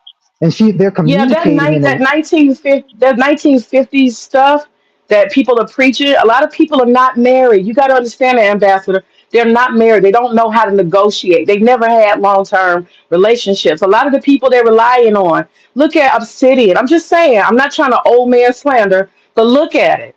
BGS is an example. He never had a long-term marriage working it out with a woman. raising a family and going through the hard times together, keeping it together and keeping it functional. He's never done that. Okay. Obsidian, same thing. He's never ever been married, raised children, and had to fight together. Everything is together. I can't do anything. I'm sorry if I sound weak, but I can't do it without my husband. I cannot do it, and I acknowledge that. I acknowledge his strength. I acknowledge everything that he brings to the table. I need all of that. I need him to rest too. I need him to enjoy. My husband just came back yesterday from a 7 day. He goes quite a bit across the world traveling. I need him to do that because he is a person who needs to refresh himself, to be wild, to be free, to be burden free. And I'll take on all of it by myself so that you can have that time, so you can recharge your battery and come back stronger and be happy. I don't want a man that's not happy. I want a man that's balanced. And that's our job as wives, to figure out what balances our husbands too. So we got to take that responsibility. If that man's not happy and he's not getting what he needs, and all we do is, I need, give, that's a problem. We can't be selfish and think somebody's going to want to be in a relationship with us. So I see what you're saying. But let me say this too. It is very important for a father presence. And it sounds to me like he's not providing a father presence. I need that, because when kids do certain stuff, they need to hear dad is right here. He sees you. He's watching your bullshit and he's ready to correct you and back mom up. And for example, Well, my daughter, if I was a single mother, I would be in trouble because she can't go to the dentist. We used to both go to the dentist together, right? But my daughter needs brave energy, and fathers bring brave energy. So regular appointments are fine, but when it comes to the dentist, she has to go with him. And she's even told me, I don't want you to come. They only allow one parent in, and we have to pick one. And I told her, I said, well, who do you want to go with? And she said, I want my daddy. And so they go in there, they take pictures. I have to sacrifice. She chooses her father over me because he gives her bravery. He makes her feel like she can do it. Fathers are important. I sit in the car. and that's why, to an extent, May, like I said, you sound a lot more, now I do say matriarch. You do sound like the matriarchs of my family. Like this is a new context. They never looked at it like that. For the most part, they only looked at it as how's the patriarchy failing me, without ever thinking, are you actually in a patriarchy? And then once I flip their mindset, then things become like, oh man, a lot of the issues too, and I'm just going to add this part, is that the men project masculine culture onto women. So they expect you to do the job like a man, bear the burden, do the job, don't complain. The work is the work.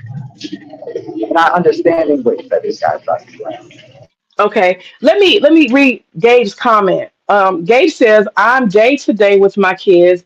I change diapers. I take kids to appointments. I use he goes to PTO to spend time with the kids and everything. He uses PTO. I don't know what that means, PTO. I guess part time off or parent time off. Yeah.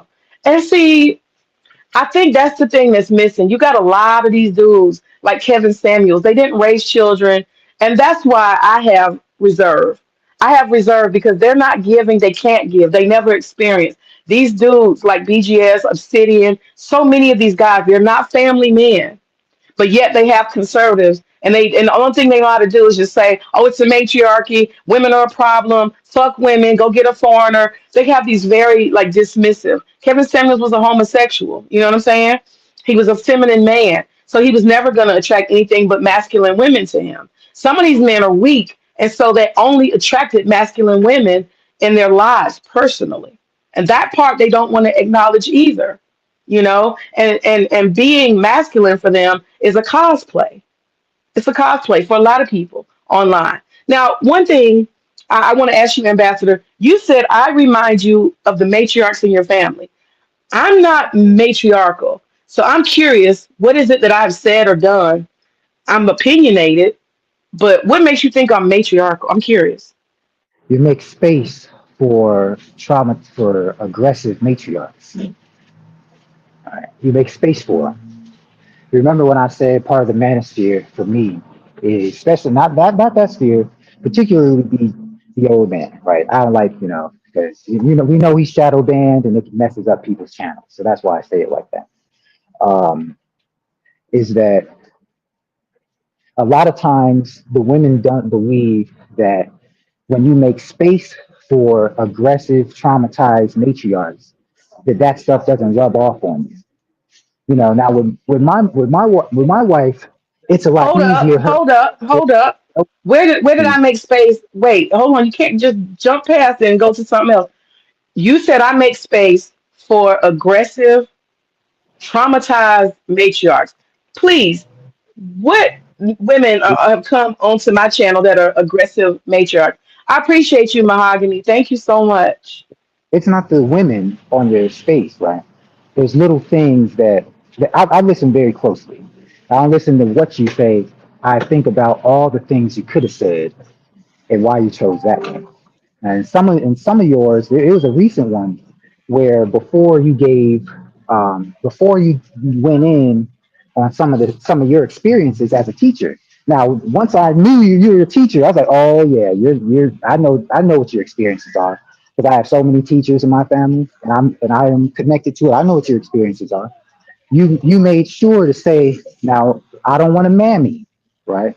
I'm not trying to mammy. I'm not trying to pick me, right? You're Right. having to give credence to people who you consider part of your circle, right? Now someone who prefer particularly, and that's why I say this is being aware of this information is healthy for women like my family, women like especially someone like my wife, is that um, when you make space for that, there is a tendency to um, allow people's hurt experiences, especially amongst women, to dominate the direction of the group. So when I was saying that Okay. the Okay, hold found, on. Well, let me just jump in real quick well, and tell can I you finish why. this part? Oh, It's period on here. Yeah, I could just when I was saying that the women can't even talk about developing their skills because the other women are like, look, I got a bad husband and I'm not trying to worry about that. That's what I was referring to. They're in spaces where they can't even talk about developing their skills as women because they're going through something that's like, look, I'm not trying to be in that mindset. All right. So I'm not going to let you put the station there because I don't want to be there. And then the women just,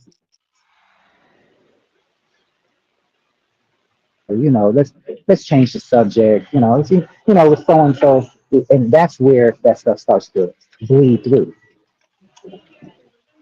well, I'll say this because that's the only example that you gave me of me promoting a matriarchal mentality or whatever. The reason why I say that is because a lot of it's the space here. If I was talking to my regular friends, I wouldn't even say something like that. But because I'm on the internet and so many of the people that are listening and consuming the content, they already come with red pill stuff in their head, manosphere stuff in their head, or this whole gender war. I happen to be around a lot of that. You know what I'm saying? That's where I kind of socialize with people on this space. It's from there. It's not the beef sector or the Umar sector. It's from the whole red pill adjacent manosphere type stuff, right? And so when people hear me, there's all these key terms, these key words. Like dudes will do the same thing. They'll say, "I'm not trying to simp, but," right? You hear people say that. "I'm not trying to simp, but," and or "I'm not trying to white knight, but I need to speak up on X, Y, and Z." So people are always preferencing in this space because people come preloaded with, "Oh, I know what that is." You have to almost say, "I'm not doing sign language, but I just want to say." You have to preface stuff because people will write you off, and you already know they're going to type it in the chat. They're going to, "Oh, here you go, you're mammying again, man. You're mammying, man." You know how much? You understand how much I've dealt with that? Because when I say positive things about men in general, not my channel, but I'll be in a group setting. It'll be co-ed, and I say something, and they're like, "Oh, here go the mammy. Here go the man. Get the mammy off the panel. Don't nobody want to hear that shit." They will jump down my throat. People prejudge when you say something that's not in line with their own ideology. Oh, you being a And pick me. You see? that's what That's why I made, say that. I'm gonna have Huh? to, that's where it made, because I just want to say really quick, because I won't be able to respond for probably about 10 minutes, 10, Okay. 15 minutes. Um, that's why I say that. Now, the, it's you're catching that for, I feel like you made my point, but, um, but you kind of you're explaining what you're doing, but you kind of made my point in the sense that you have been in those spaces. You have experienced women jumping down your throat for being a lot more, maybe more accountable, more dutiful, or whatever the case is, because that's usually when they start jumping down your throat. You've been in those spaces. Now, the choice then becomes, do you change your worldview to be more flexible to those women who didn't want to put in the effort you felt that they should and they wrote you off? Or do you shift your worldview towards, you know what? I'm not even really trying to make space for women who, if your green beans don't taste like nothing, it's not a hard thing to go learn. Don't put it on. He's not servicing me good enough so to make me want to cook better green beans. So it's kind of like where do you make space? What attitude do you make space for? And that's when I say the matriarchal thing is, it sounds like you've made space for those women that, for whatever the reason is, I'm not characterizing them, right? Whatever the reason is, they don't want to do it. Okay. No, no, Now for no. It's me, not for the women. I want to say that to you. It's not about the women at all. It's for men too, because men will say, "Oh, just like somebody will say simping. Oh, you simping." As soon as you do a thing, they are writing off what you're doing or what you're saying, and they want to put a label on it. And so I'm just like people will say they want to say something about race. The first thing they say is, "I'm not a racist, but here is an opinion." We all preface stuff because we don't want to be misunderstood. So it's not like I'm making room for some matriarchy. I'm simply prefacing what I'm saying because I know how people are. They're always trying to put a pin on you. They're trying to put a label on you. They're trying to dismiss what you're saying. Oh, you're just being a pick me. No, I'm not. I'm being aware that you're going to say that. So I'm telling you now, this is not pick me. This is what it is.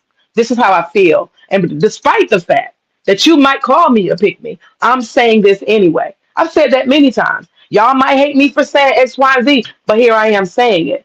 And the thing is, I'm older. I don't have peer pressure. You know what I'm saying? Nobody here is gonna make or break me. And I'm not changing my mind about anything, you know. So I hear you when you say I'm making room, but the only women that I, for the most part, associate with that I'm aware of is Mahogany and Creative Solutions and Queen Sunkissed, and it's not and Woo. Not a whole lot of them, you know. And those women are not like aggressive, crazy pygmies. Now, Mahogany will cut your ass out, but yeah, as she told you, she's more traditional. She's more traditional than anybody out here. Honestly, she's more you traditional. know, the thing is with when you're dealing with someone like me, um, I listen to these words, sure.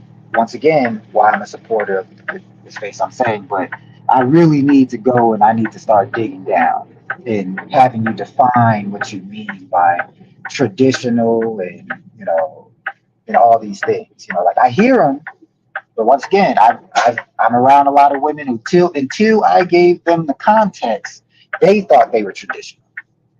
Because a lot of times I just go in there and depending on my attitude, I just simply say, hey, I mean, you guys are turning up and saying you're not this, blah blah blah, but what's the cost that what does a man have to do to come in the house and tell you what to do? you know and then the response is always something like, see, I don't even want to answer the question, because the natural response is that can't nobody come in and just tell me what to do. Okay, so there's little things like me personally, I have to do the breakdown, so I can see it. Because for a lot of times, it sounds good, but there, it is what it is. There's you're not aware that you're raised in a culture. There's some things that you're refusing to do. You don't really associate that with being in a more matrifocal community. You don't associate that. You just think you're standing your ground until someone gives you the framing, the history, the books, the proof of people saying the same things for the last 200 years. Well, not 200, I'm being hyperbolic, or since 1910 and stuff like that. You Oh, won't okay. believe it's laid out like that. Ambassador, the thing is, again, your thing is sounding in the background. Again, you got to realize a lot of this information that's being fed to y'all is coming from with this red pill. A lot of men who are not family men, they're not religious men, they're not part of a community, they're not married men, they have not raised and maintained a family. That's all I can tell you. The perspective of everything that you say is coming from those type of men. And so you're going to be limited in your scope of understanding women and family and relationships. And all I can tell you is this. All I can tell you is this. I really feel like people need to move into what's real in their real life and not live in books and philosophies and people guessworking their way through life, advising people on things they haven't experienced. I'm a big proponent of that. What's in front of your fucking face, right? What I know is that I can go and right now and go into my husband's. Can you mute real quick because it's doing some background stuff. I can go right now into my husband's room.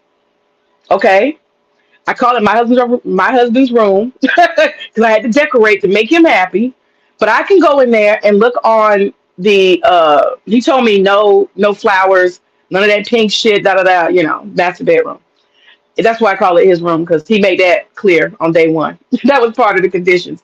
Anyway, um, I can go and look on his nightstand, right? And on his nightstand, I see his grandfather, his father, and him and his brother, right? So I can see a lineage, a strong lineage. His father has, and his grandfather has had impact on his life.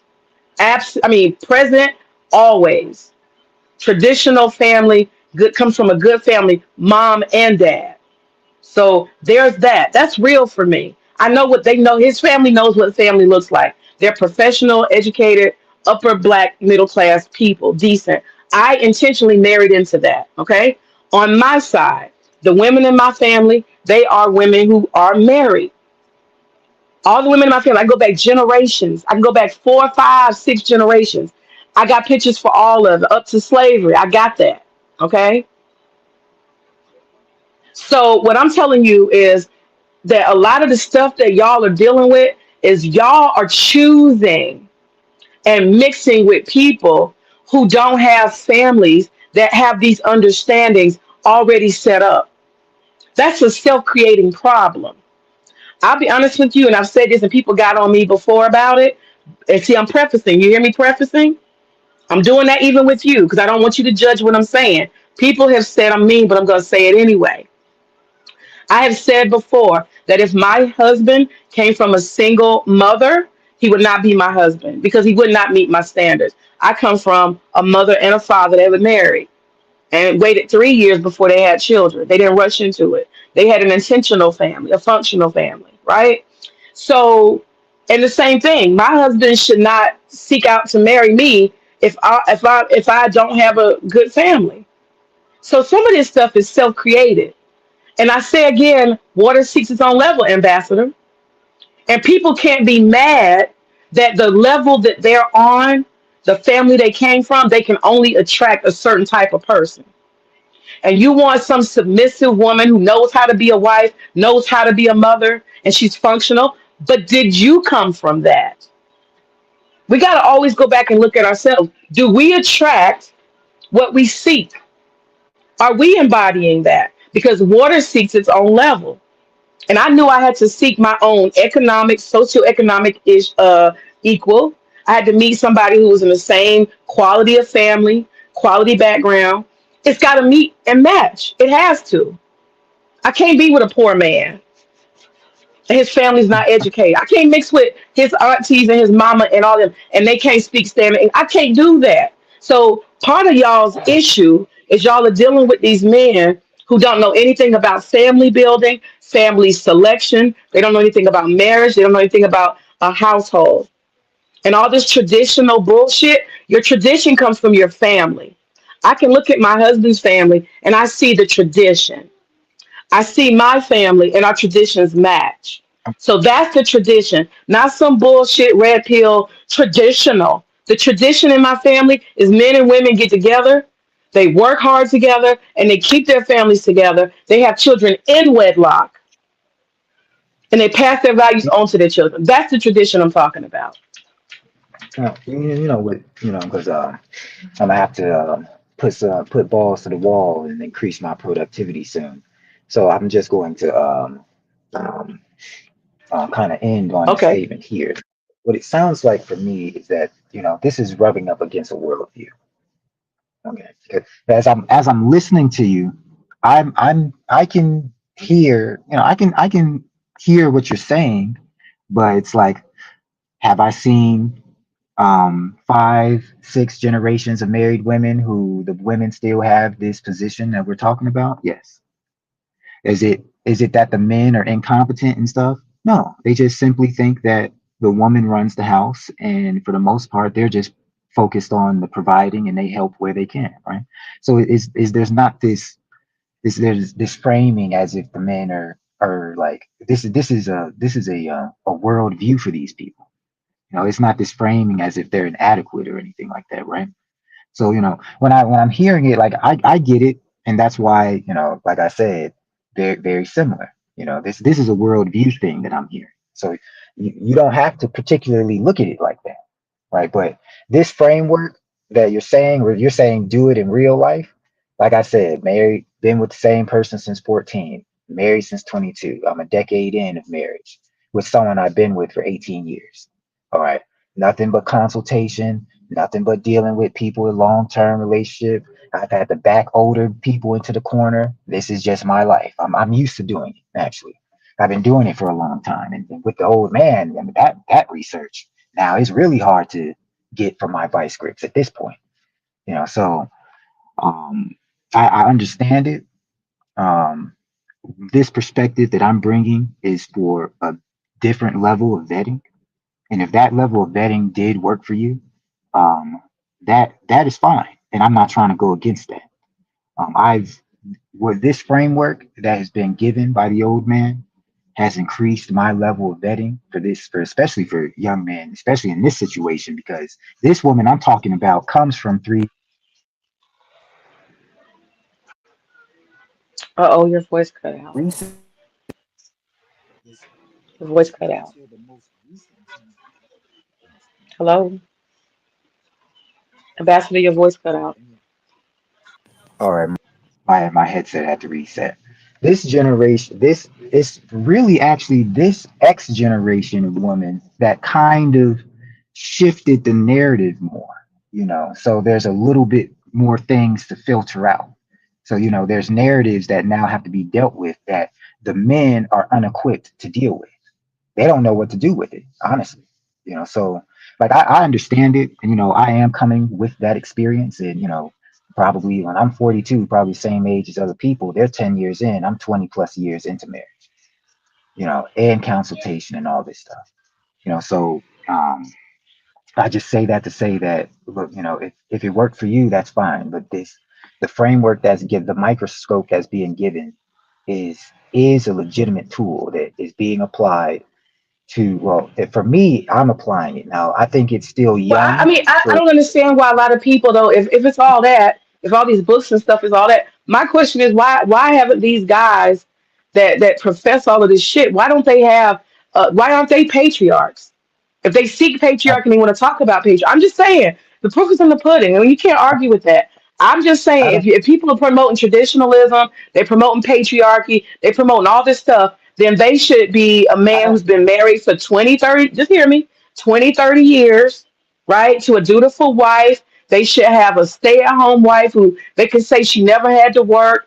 I'm just saying, all these people professing all this bullshit. They're not living in a modern real world, okay? And they can't ever attract none of that shit that they keep talking about. They didn't do it. You hear me? At the end of the day, they didn't do it. They should be standing there with what? Only children who they have brought into the world through traditional marriage, right? That's what should be happening. They should have 5, 6 sons.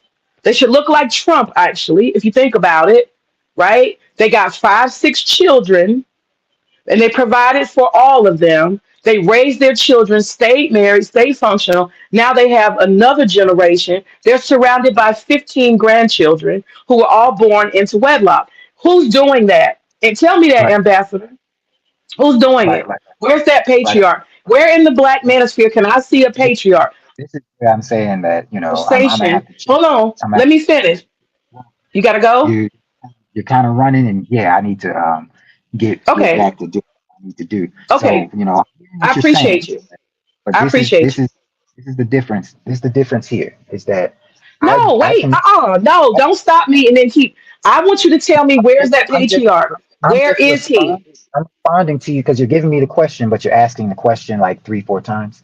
So I'm just trying to I'm respond asking to. where is that person who has the Okay, traditional marriage for 30 years? They've got 6, 7 children. They had a stay-at-home mom, and they did all the traditional stuff. Kids only in wedlock, and they got grandchildren, and their children did the same thing. Where is it? I'm done. Go ahead. I'll listen. man, man, the quality of that person's life does not dismiss the value of their information. I cannot. If that's something that you don't believe, They that's can't what I'm do saying. it. I'm running up They can't against a do it. world. If you don't think, especially, I'm also STEM, so I'm a chemistry guy. So if you don't think They didn't a do it. God, Just tell the truth. They if didn't do it. They can't do it. it doesn't, but for someone who's looking for information, I don't care. Information that That's can't be the thing. applied. That's Information that's not applied. What information. good is it? Some of the best books that me and my wife read recently on marriage came from the old man.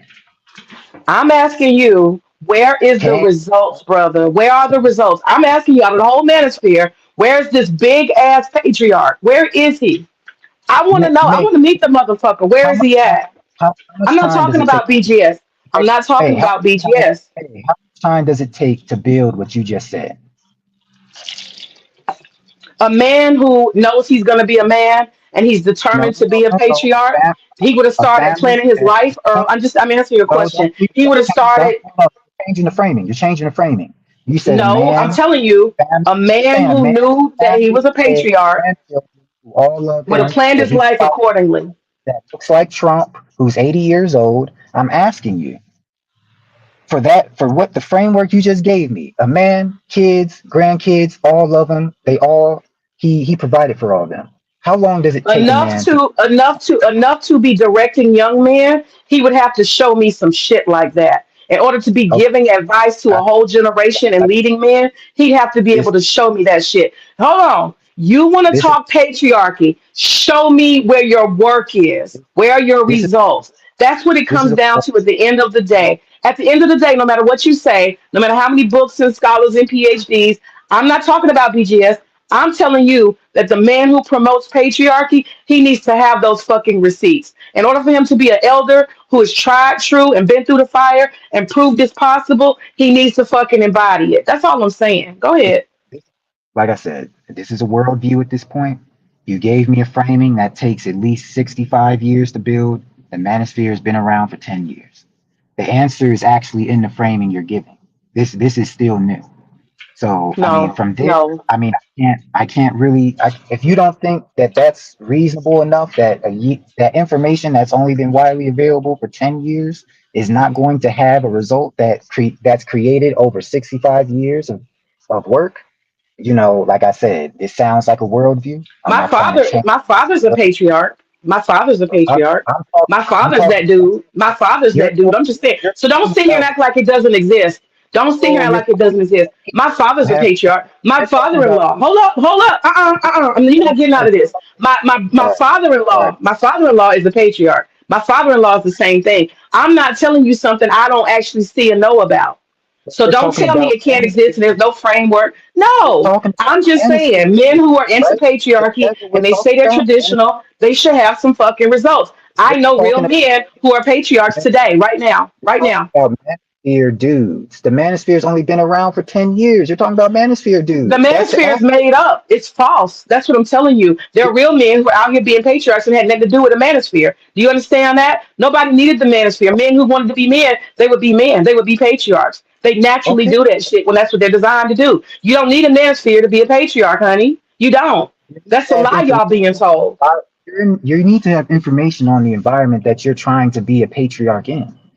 You're not See, this is separate where from your this is where the environment. breakdown in the men. This is where the breakdown in the masculinity. I'll go back to it again. My father had a father who had a father, and they passed down patriarchy, and they established households, and they establish and keep families in line. You understand? Right. When it's time They for passed down anybody in my family, information. my grandmother. Right. Oh, let me finish. Let me finish. Let me finish. My They grandmother died. Guess who is the one who paid for everything? Guess who's the one who arranged it? He didn't let the women make all the decisions. He is the patriarch of the family. He took on the financial burden. He took care of everything. I have watched my father be a patriarch his whole life. He's the one with the money. He's the one who's going to pay. He makes all decisions. You understand? That's the patriarch. I know something about patriarch. They take charge, take control, and they are responsible, and they always show up, always. And without that person, the family's fucking lost. I know what I'm talking about. And all I'm telling you is that's bullshit to think that the manosphere is the only source of men and masculinity and patriarchy. These men born in the 50s, the 60s, the 40s, they're fucking men. They don't need no manosphere to be that. When my dad says something, it's fucking law. You hear me? When my dad says something, it's fucking law. I was 24 years old. He said, "You're leaving that dude. You're getting out of his house." He didn't ask me. I'm grown. He's told me what to do. He told me, he said, "You can do what you want to do because you're grown. But when you fuck up, which you will, you're not going to come running back to me to fix it." You understand? Yeah. His word is law. That's the patriarch. If my dad tell me some shit right now, his word is law. And I'm 47. His word is law. That's the patriarch. So don't tell me that the masculinity and the manhood and patriarchy comes from the fucking manosphere. It doesn't. You're I writing off won't take. every black man who ran his I won't. household, who raised a family, who was a husband. You're writing off black I, history for you to do that. Sorry. I won't tell you that. All right. I don't think I told you that. And everyone is entitled to their own comfortable space, man. All right. So with that, You're I don't making me like to. mad because you're talking I crazy. You're making me I don't mad. like to. That's what I'm saying. I'm about to check out because I tend not to like to raise up the energy of the matriarchs for real. That's not. That's not. Oh, now the matriarch. I, I don't. Because your tone you're hitting me with. Yeah. Yeah. No. Because No you're one. talking crazy. I You're just. I talking just had. I crazy. just had this happen to me recently where my family was shocked at some of the things that how the women be talking online too, because when they're in person with me and I'm talking to them, it's not really, it doesn't turn into this. And my family themselves are shocked, like, dang, okay, it only proves my point. Like I put this stuff on speaker it only proves my point. They're like, oh dang, they're attacking the ambassador like that. I've known this Because you're man since talking he was crazy. You're talking to you crazy. to you. And like I said, I'm not someone, especially when it comes to the matriarch, I am not here to bust up your comfortable spot. All right. Oh, So wow. I'm not going to do that. I quite honestly, I'm a walk off. I'm gonna get back to providing to my family Oh, now, I, man. I I made you a victim. Oh, I forgot. That's right. We gotta I'm not. play the No, bad black woman I'm and playing my the poor black position. man who got I'm dragged by the playing black man. We gotta play playing that my role out. I'm playing my position as a husband. I look over, I cover a lot of women in my family. They talk to me. All right. So when it gets to this point of view, I always say, hey, I think this is probably a good point to end the session. You're funny. You're I want funny. you to You're have a funny. good day. I want you to have a good day, man. All right. And No, I'm listen, gonna Ambassador. Hold on. Wait, wait, I wait. have to go back to work. I appreciate you. Look, I'm not hating on you. All Now you right. got me Like begging. I Now you said, got me begging. no, I'm no, no, begging, no. begging, baby. No, I got to go back to work and get done. I got to provide for because my matriarch is going to Okay. feel some type of way about me Oh, now doing you this. got a matriarch. Oh my God, you are too much, I know Ambassador. I'm You're off the funny. bother. Hey, my matriarch. Hey, hey, hey, hey, hey. I'm the one who's doing all this effort and developing this relationship and all this value, and you over here just giving it up haphazardly. Oh no! All right, so we've gotten to the point where it's cool. I'm not here to create all this negative energy because I feel like that's not of good for your own husband. I'm not trying to stir up nobody's woman in their house and No, don't take me that serious. Don't take no, me that no, serious. Seriously, no, don't no, take me that I serious. don't know. There's certain context. That's why in my family, there's a certain tone of dealing with me. I don't go to a certain level. I'm like, hey, at this point, probably talk to the men who are willing to match you with that energy. I'm not. Okay. So, May, I don't think you're particularly bad. I do think you are a matriarch, but I don't think you're particularly, toxic and all this stuff. I don't want it to come off that way. If I did, I apologize, and I will be harassing you in the chat Good. It later ain't on. even that deep. Nah, we good. It ain't even that deep. We I'll be good. harassing you in the chat later on. All right, man. All right. I'll talk Appreciate you. Thank you so much for your to you. input and responses. Whoo, baby. Good Lord. I'm still emotional from the other day. I'm sorry. I'm sorry. Very interesting. I appreciate Ambassador. He's right. I got a little emotional. I got a little emotional. I got a little emotional. I'm sorry. Okay. But y'all, um, I think I'm trying to figure out why am I getting triggered? I think BGS lying on me got me kind of upset. I think him trying to not see me as a person, and that's another thing I want to say. I feel like a lot of times these modern philosophies about gender war, I feel like they put a lot of bullshit and assign a lot of stuff to women that's just not realistic, and they want to use this whole like measure of I'm not talking about ambassador, I'm talking in general. They want to use this measure of traditional as a threat. You're not traditional, but none of y'all are traditional. Nobody's fucking traditional unless you are Amish or you a Hasidic Jew or you some kind of Islamic Orthodox Islamic person. You're nobody's traditional. Let's just put that up. And I got a stream that's called traditional is not what you think or something like that. And it says that there was only this like 20-year span where they had the so-called white women whose husbands had a high enough income. And at that time, it only took one income in order to survive. And also, you only had to have a high school diploma. And people got married at 18. They bought a house easily. Credit was easy. You got a car easy. Everything was cheap. Having children was cheap. And you could stay at your one job and you could retire there after so many years, and everything was lined up. That's the boomer generation. So that was even something that was only accessible for the most part to the middle class and mostly white.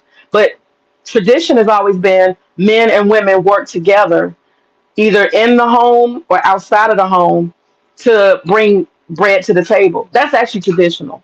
This is some new red pill shit. This idea that women are supposed to be like docile. They're not supposed to have an opinion. They can't halfway read. They don't have any skills. They're dependent on men. They're always whispering. They have no opinion. They don't know anything. They act lost. Women don't have any forms of aggression. Human beings and all animals have acts of aggression. When you see a cat fight another cat, who cares if it's a male or female cat? It's a fucking cat fighting a dog, right? Animals do what animals do, male or female. It's only when it comes to reproduction do they do anything different. That's no different than humans. A male cat is going to meow, and a female cat is going to meow. That's the nature of a cat. And so, what these people have done is created philosophies to try to emphasize and create power dynamics that don't fucking exist. I need a bitch that don't speak. I need a bitch that don't fake. I need a bitch that whether I tell her something good or bad, she jump when I say jump. Y'all remember Coming to America? What did he do? What was his test for her? Jump up and down, bark like a dog. Ow, ow, ow, ow, ow, ow. Now hop on one foot, right? Don't think, don't have an opinion, don't have a will of your own. If that's what you're looking for a empty shell. You're looking for a broken person, a broken person. And I'm gonna say this before I end the live, unless somebody else wants to come up. I'm gonna say this before I end the live. I did a stream called The Green Pill. And what I did is I tried to reframe it in a way that is feminist and more modern. And I don't care what anybody says, even if they're red pill, pretty much everybody in America, in the Western world, is feminist, has a feminist perspective. If you think that women should be able to read, you're a feminist. If you think women should be able to work, women in general in society, don't have to be your wife, but women should be able to work and earn an income. Women should be able to, you're a feminist. If you think that women should be able to have a bank account, be able to have a license, have a car, drive, women should be able to own property, right? Women should be able to choose who they marry and not be assigned. You're a feminist. If you want your daughter to go to school and be able to read a book, you're a feminist. All of these things are feminist perspectives. They don't exist in all parts of the world. They don't. We're not looking for complete equality, but we're looking for equity. And if you think that that thing exists, that women have the right to do those things, women have the right to vote, you're a feminist. Because people are getting lost in the sauce. They're trying to think of these gone times that don't exist. We're in the modern world. And so if you're chasing all these weird fantasies where women don't want things and women don't need things and women don't have a mind of their own, you are going to die alone. You're going to die alone. And I'm going to tell you why. Because if you think that you're going to go to some third world country, I heard them last night talking about, oh, those women in Peru, they're docile. Bring that bitch to America. I'm coming, Lou. Bring that bitch to America. Bring her to America. Let her be here 3 years. You see how docile she is. A lot of times people they go along to get along. That doesn't mean that's the nature of a woman. When the circumstances, BGS even said it, when the environment changes, people change. If you're in an environment where you can't move and you can't breathe and it's not an option, then you don't. There was a time in Saudi Arabia where women did not drive cars. You understand? They didn't allow them to drive cars. As soon as they allowed women to drive cars, guess what? Women were driving cars. There was a time that they didn't let women walk on the street without a man escort. They don't do that anymore. And guess what? How many women are saying, nope, I refuse to go out without my male escort? Very few. When the environment changes, people change and they're more in tune to their natural inclination. It is normal for a dog, a cat, a whale, a monkey to want to be free, to want to be happy, to have choices. Why are women so different? Why do y'all think that for some reason female humans are supposed to be whispering and stupid and dumb, don't have an opinion, don't have a will? You think women can't get angry? Are you fucking serious? Like even just now, that was gaslighting. Oh, I'm supposed to be feminine because I don't get upset. I don't get emotional. Really? That's gaslighting. I'm a human being. Women are aggressive, just like men are aggressive. Women are quiet, just like men are quiet. Women have all the same traits men have. Y'all assign a whole bunch of bullshit to women that's not realistic and it doesn't fucking exist. It doesn't fucking exist. And that's why y'all are chasing phantoms. Y'all are chasing fantasies. And who sent you on these dummy missions? Who sent you on these dummy missions? You know who sent you on these fucking dummy missions? A bunch of men who have never embodied patriarchy. Faggots, just like Kevin Samuels, sent you on a dummy mission. Trying to chase something that doesn't fucking exist. Go find any third world bitch, bring her to a free country with opportunity, and see how much she becomes a regular woman. See how much. That's why this is the proof in the pudding. That's why the passport bros, what do they say? If you find her broke and poor, make sure she stay like that. If you find her in that country, let her stay there. Do not bring her to America. Don't let her go to college. Don't let her drive a car. Don't let her have friends. Don't let her socialize. Don't let her family come. Don't let her do anything. If you bring her to America, don't let her meet anybody. Keep her isolated so she can still be in that same sad situation. The moment she gets breath of fresh air. The moment she recognizes that there is natural freedom and opportunity, that she can make her own money, that she can own some shit, that she can move around, she can have a voice, she's ruined. Because you know why? You know why she's ruined? Because the nature of women is the nature of women, no matter where they come from. And y'all lie to yourselves. You say, oh, Western culture is so fucked up. No, when you bring those third world women who've grown up and that's all they know to the Western country where they have opportunities, their natural nature as a woman, a regular human being, is going to shine through. Women are humans. Women are humans. I don't know how else to say that to you. We're humans. A cat is a cat. It could be male or female. A cat is a cat. It all says meow. So y'all need to stop assigning all these stupid, dumbass characteristics and traits to what a woman is or should be. That's bullshit. And see how she act different. Because she's gonna develop into a what? A normal fucking woman. Maybe in her society she can't be normal because of circumstances like poverty and institutions that don't allow you to do certain stuff. That's the proof. Stop assigning bullshit characteristics and traits to women that don't exist. Women always whisper. They're always humble. Bullshit, bullshit, bullshit. Women have never been that. So keep looking for phantoms, keep chasing shadows, and stay disappointed and die alone. That's all I can say. But I want to say this to everybody who came up. Thank you so much, Gabe, for coming up. Thank you for everybody who's listening. Thank you, Mahogany. And thank you, Ambassador. I appreciate, your feedback. And I think I have to say, I do think it's sad for men to have to seek, you know, to seek advice from men who've never accomplished the stuff they promote. That's kind of sad. And these married men following men who've never accomplished family, that's the basic building block of humanity. That's the basic building block. All humanity starts with the family unit. And you got men who can't master family, the smallest building block. We're not talking about institutions. We're not talking about maintaining whole communities or clans. We're talking about just a family unit built from scratch. You have men that can't do that, but yet they stand like they know everything. You can't tell it.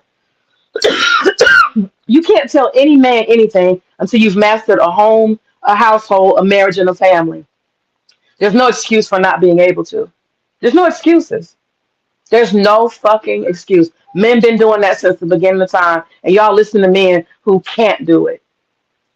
Y'all are listening to men who can't basically establish a home, a wife, and a family. Creative, did you want to come up or you good? Because other than that, I'm gonna end the stream. I done said all I gotta say. And I challenge anybody who's listening, find me one man who's red pill, who's established himself as a patriarch, who has two, three, four children in wedlock with one wife who's still with her, and he has grandchildren, and his kids also had kids within marriage. Find that and show it to me, please. Please find me one patriarch in the red pill in the manosphere. Please find me one patriarch.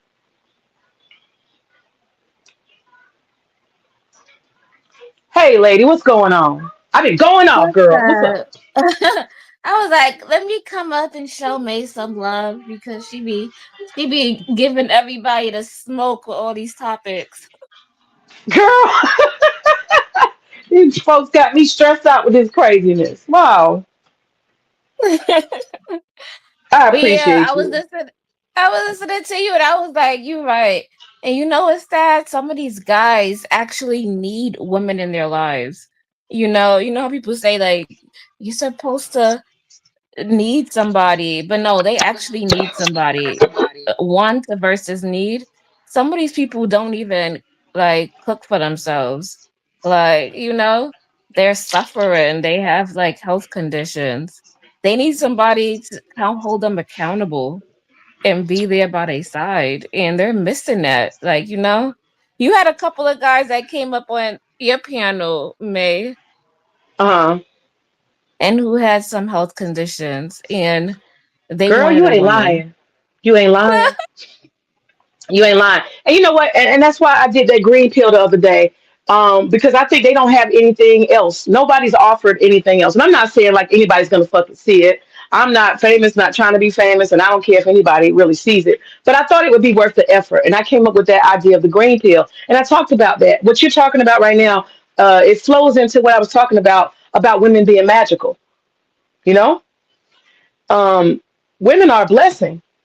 You know, and that was one of the things I talked about. You know, women's presence, it feeds your soul, and a lot of these men, they don't get that. Women's touch is healing. Yes. We're also herbalists, and we're nutritionists. We're all of these things, and we can bless you. You know, I have times where I walk up to my husband and I just kiss him on the forehead. I do the same thing to my daughter, and in my mind, I don't say it out loud. I do a protection prayer. You know, that quick. Women do shit like that, and these men will never know the beauty of the touch of a woman who's in tune. And she, you know, they think about femininity as a bitch that's walking around whispering. Her voice doesn't get loud and get frustrated. That's not a woman. That's a whispering bitch. That's different.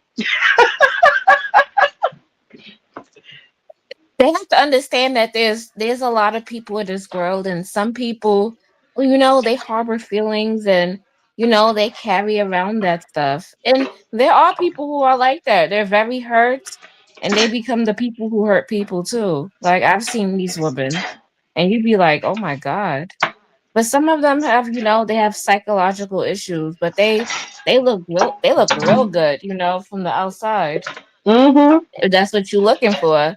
But you're right. Like, even you, if you just look at your channel, if people actually watch your channel, they see that, you're always cooking, you got a garden, you always promote your husband when he goes out of town, you have your daughter, you read her books. Like, you do a lot of stuff, and you're a businesswoman on top of that. You're an activist out in the community. Like, you wear multiple hats. Like, and it's such a shame that, you're just one facet of a woman. There's a lot of women who are just like you that's out here. Oh, it's a lot of women, and that's the thing. I keep telling them, y'all, these women exist. And they're not gonna fit into your fantasy of a whispering bitch who has no opinion, and she's walking around with her head down and she's Mm, jerking and shit every time you walk past her. What do you need, master? A slave bitch. That's not real. You guys are assigning some shit to women that's not real. And I'm gonna tell the ambassador, you gotta get in the real world and meet real people. What's in front of your face? Stop chasing phantoms and fantasies that are given to you by men who do not have the audacity to be patriarchs. They're trying to tell you how to be a patriarch and how to find a woman. They don't got one. They haven't done any of that. They have not walked the path they're trying to promote for you. So why are you guys listening to them and they're telling you all these false gods to worship? This fake mm, femininity, fake fucking femininity. They're not telling you about the magic of a woman. And I'm not talking about worshiping women, but the blessings of the grandmother. And it's not just a wife. You need grandmothers around. You know how yes. valuable grandmothers are? Very. Peter, that's what I'm saying. People like BGS and Obsidian, these Negroes don't have strong family bonds. And you listening, trying to say you are traditional and you want strong family bonds. These dudes not doing that. They don't say listen to the grandmothers. They have something. That comes from Alice Walker. They have something to give the world. Do you know how many black women have blessed young men, grandmothers who sit on the porch? Come here, baby, let me talk to you. They see the boy going through something. I've seen old women do that. They come say, come here. And they go and they take out some money and they put it in their hand. And then they squeeze your hand when they put the money in there. Go get you something nice. They uplift spirits, little things, all the little things, big things. They pray for you when you trouble. They might not have all the answers, but they say, oh baby, I'm pray for you. And they put their hand on you. These people do not know women. You understand? Mm-hmm. The whole gamut Yeah. of women. These fools act like after you pass 30, you ain't shit. That's when you get the real knowledge and the real wisdom, and people could actually rely on you. Child, child. Older women teach young women how to take care of babies. I got older mentor. My mama, honestly, she can't cook, so I don't call her for no recipes. Okay, I'm be honest. But I got an older mentor. I got several women mentors. They're boomers. And I called her one day and I said, and she always giving me knowledge. And I called, I said, listen, I'm trying to make some collard greens. I don't know how to do it. I'm trying to make so and so. I don't know how to do it. I've called Sun Kids because she know how to do a lot. Sun Kids got an old spirit. I call her sometime and I don't know how to cook something. Women who have Mm. experience have value. And these Negroes do not understand women. They don't want to understand women. And all the value and facets of women, they don't have no interest in that. They just want to talk about whispering bitches who take abuse. That's it. Yeah. Know what they looking for? They looking for Shira Seven and her actors. You know, she be telling you to put on a act for these men, put on a show. Like they want something that's fake and phony. They don't want something that's real and authentic and genuine, you know? They might They not don't. look like Instagram models, but they'll look decent. Like, you know, they'll take care of themselves. They might not, you know. And my Oh, thing yeah. is, you cannot expect to get an Instagram model if you don't look like one yourself. You know. Man, don't tell them that. You really gonna hurt their feelings. And that's what I'm saying. These guys are not listening to real men who have gone. I don't mean real men, but they're not listening to real men who've established. And when I say real, I just mean men who have had the gamut of life. You need to be listening to grandfathers if you're going to listen to somebody. And even with that, because they're older, you got to have some discernment for yourself. They would tell you an average woman is your best woman. Most men will That's tell you that because true. yeah, your average woman is your best woman. She gonna make you a better wife than this hottie tot over here. Because you're gonna have to worry about this and you have to worry about it to concern yourself. And that's the truth. You talking about traditional and marriage and all that shit. Average people marry average people. So how you gonna sit up there 400 pounds, looking funny, hair ain't combed, you stanking, but you're supposed to have some fine, sexy ass 10 come find you and court you because they want somebody to come court them, you know. They don't That's have not enough gonna confidence work. to go get one. Right. That's why they're alone. Right. That's They gotta exactly put why. themselves out there. They gotta do what they want women to be doing. Remember they said that I need her to be going to the gym. I need her to know how to cook. You need to listen. You gotta replicate exactly what you want. Like what you think this is. Like you can't Right. come talk to me and tell me that you want me to know how to cook and you don't even know the fundamentals of cooking. If you That's why don't I go said, for honey. here, like That's why I said these guys are chasing phantoms. And the reason why they're chasing phantoms and figments of imagination and fantasy, the reason why they got to go to the root and they don't want to do that. They just want to worship. Worship. They had this codependent relationship with these online daddies, whether it's Angry Man or Obsidian or fucking Dr. Thunder or whatever. These codependent hate to heal. That's what I want to say.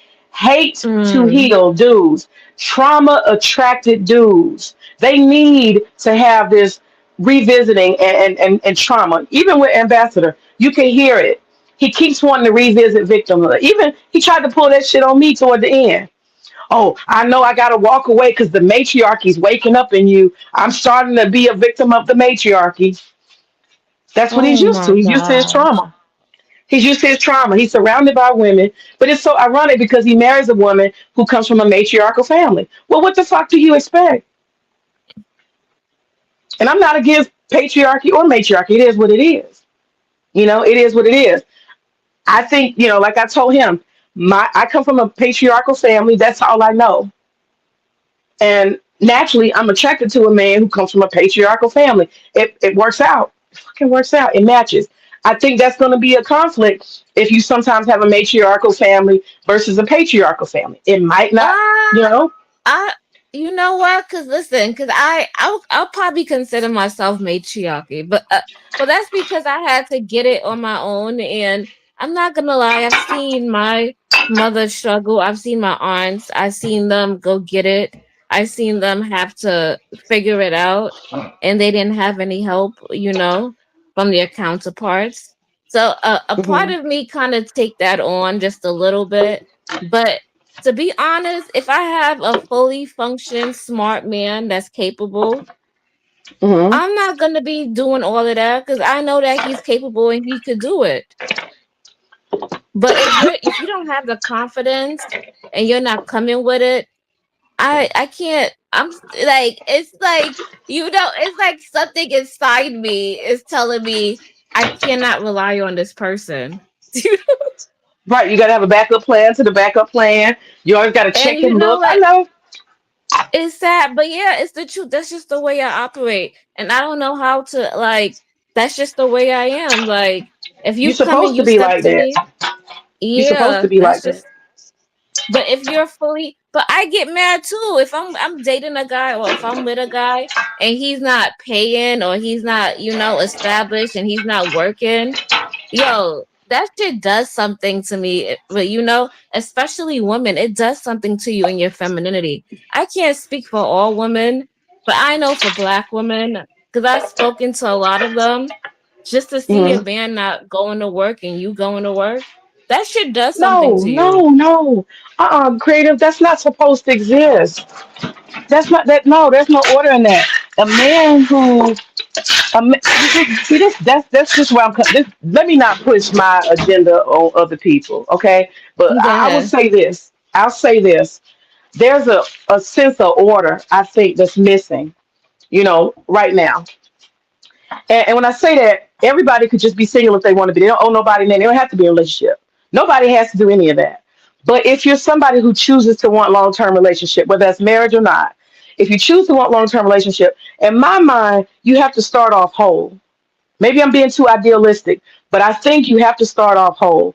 Whole Yes, meaning I as a agree. woman, yeah, whole as a woman means you come healed, Mm-hmm. not carrying a bunch of baggage and bullshit.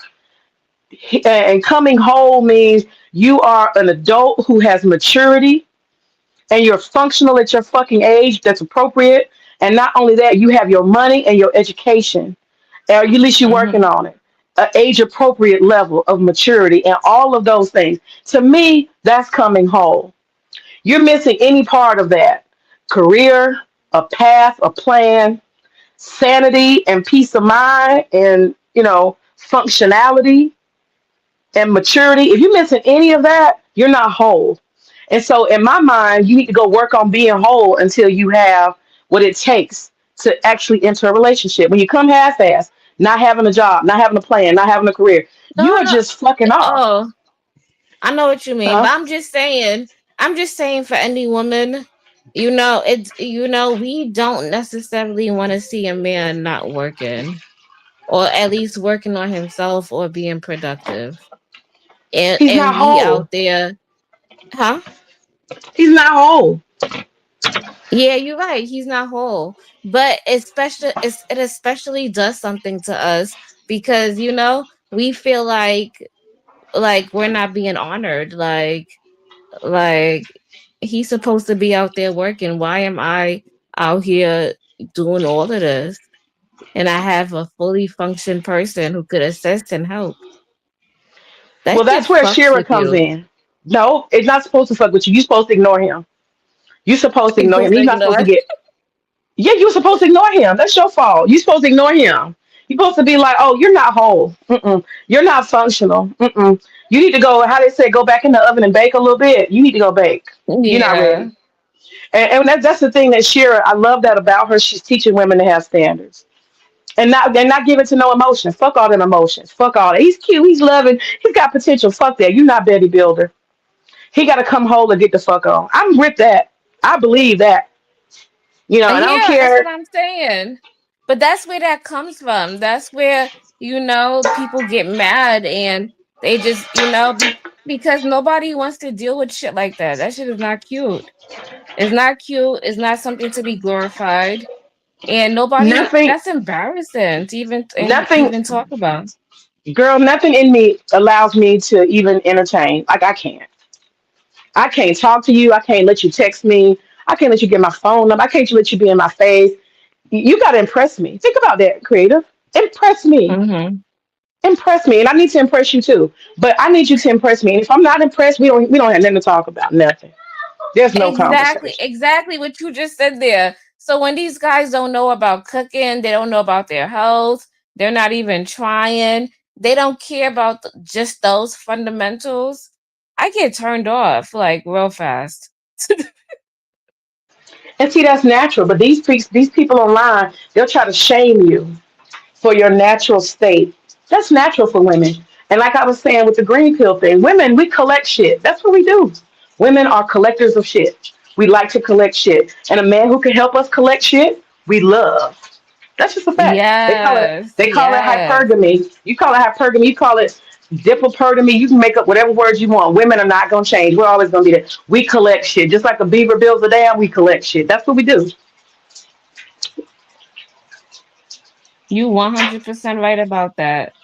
I need you to help me collect stuff, right? Because I like nice things. I don't know about other Right. people, but I do. I like nice things. I like Hmm. nice things. I like to look at nice things. I like to be in well decorated places. I like Okay. nice shit in general.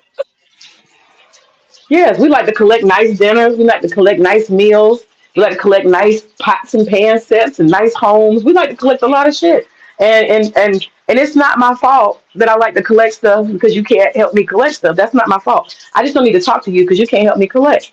And that's what Shira is telling them. If they can't help you collect stuff, then fuck them. And I think she's really fucking on point with that shit. I support her every bit. Have you seen her new perfume? It says no dust, no dust, dust free or some shit like that. See, you know what? I like Shira Seven when it comes to when it comes to standards, and I like it how she tell women to take care of themselves, and look good for you, but just look good in general. Always have a high standard of esteem for yourself. So I really love her in those regards. But I'm the only thing Absolutely. I'm against with is like the whole dating older men thing and dating people you're not attracted to for money. Yeah. Right, But right. everything That's else, she's on par. well, you know what? One thing I had to look at Shira, I had to really study her. She's talking to two different audiences at the same time. You'll notice that. Look at what she does. Look at her life. She married younger. She married an older man. He happened to be Mm-hmm. older. Didn't have to be. But she settled down. She's got a house and she's got a family. She's not necessarily applying that other shit that she's saying. Go find another man, go cheat, whoever's the best player or best provider. She's not living by that. So she's got one set of people she's talking to, which is like her. Women who want to be settled, they want long-term relationship, they want traditional family, like man, woman, and children. That's what I mean by traditional. And stable. She's talking to that audience, but because of marketing, she needs to talk to also those other women who don't want that. They're young, they're not thinking about none of that stuff. She's talking to two audiences. You see what I mean? Yeah. And so she's saying, yeah, while you're young, you're not trying to get married. I could never, girl, I could never marry an old dude. Like old, like if I was 20, I'm marrying like a 60. I could never do that. It's not possible. I tried to date this guy who was old, and it was horrible, honey. It was horrible. I know Yeah, you told me. I can't yeah. do it. I You just shouldn't. can't have somebody touching me or feeling up on me and they look old and I just feel so disgusted. Yeah, it's not nice. It's not nice. It's not cool. So she's talking also to young women or women who think they're young. They might be washed up. I'm be honest. I think she's taking all of them in, and she's got two paths.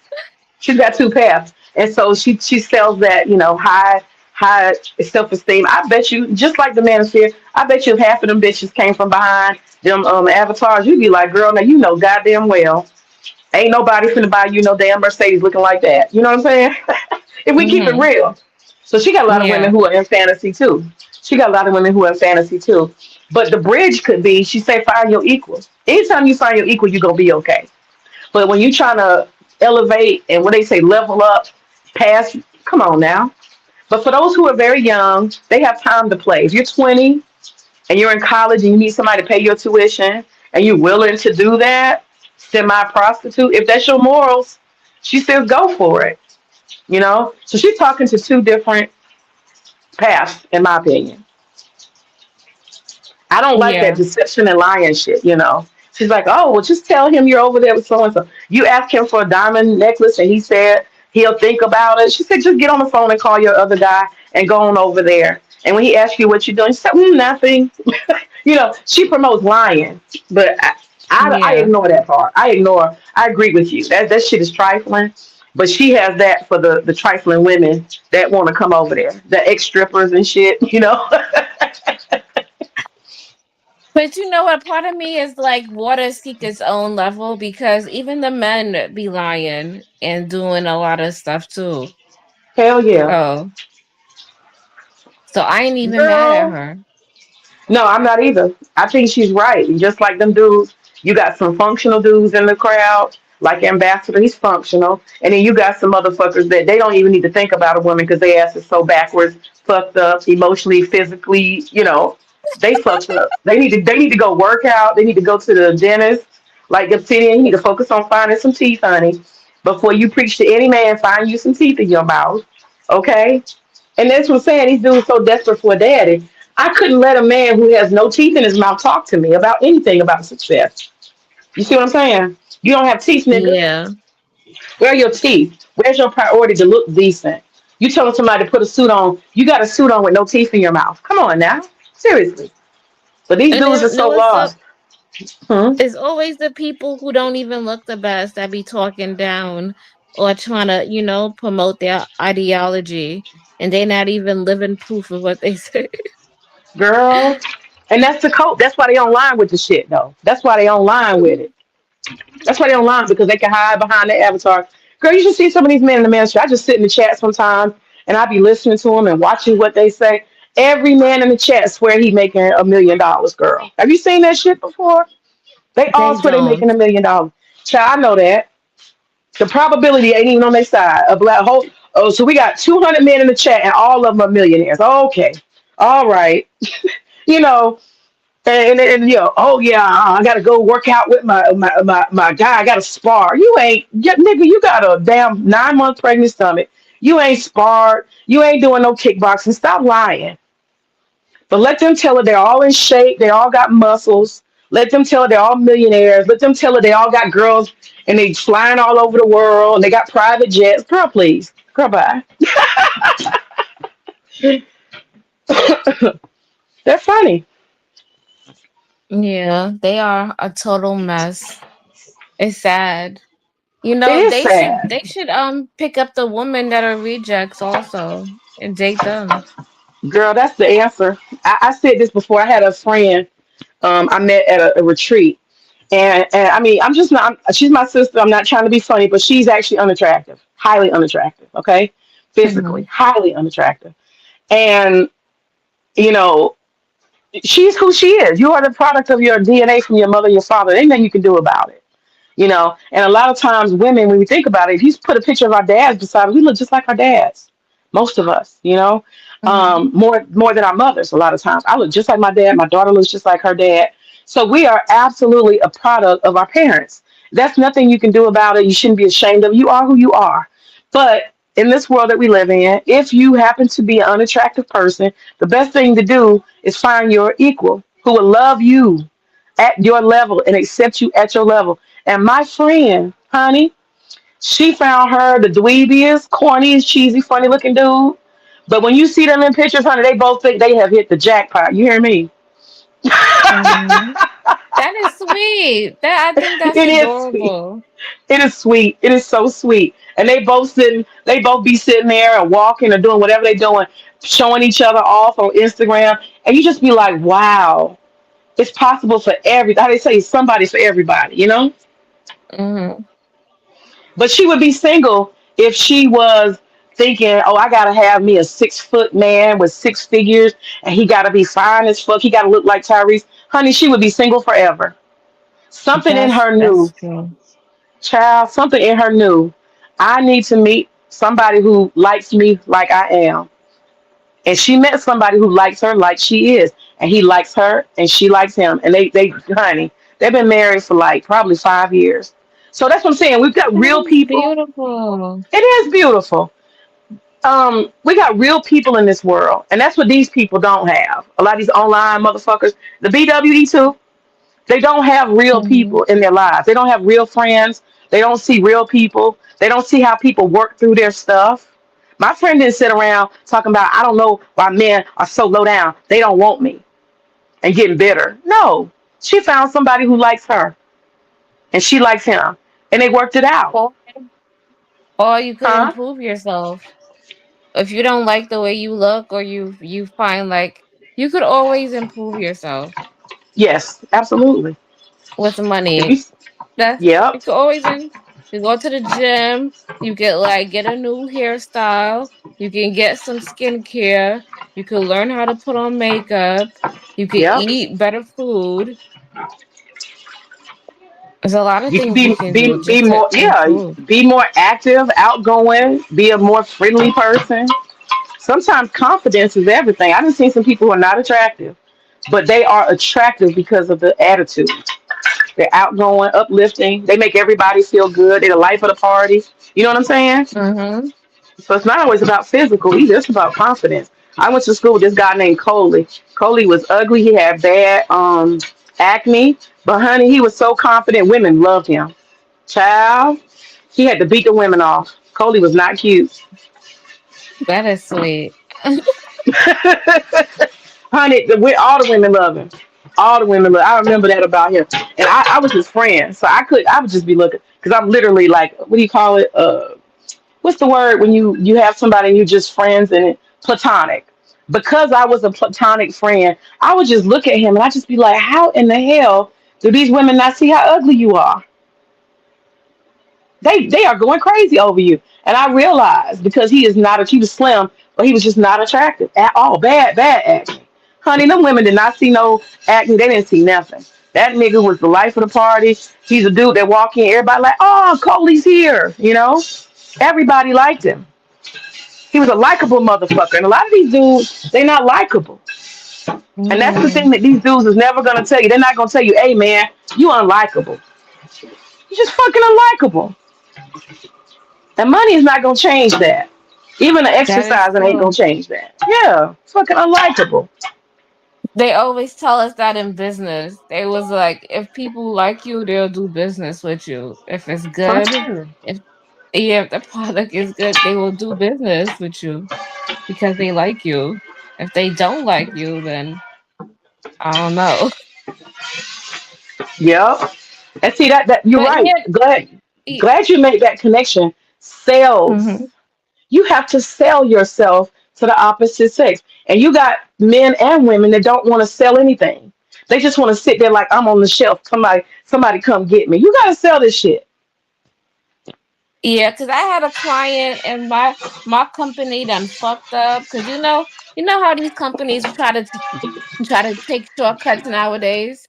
They don't want to pay the U.S. people within the U.S. They want to take their money overseas and pay those foreigners to do customer service.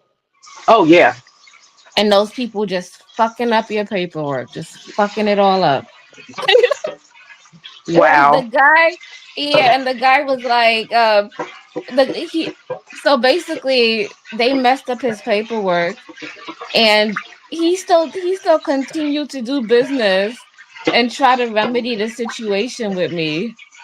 And it was Oh because wow. he likes me. You see that? Yeah. That was Yeah.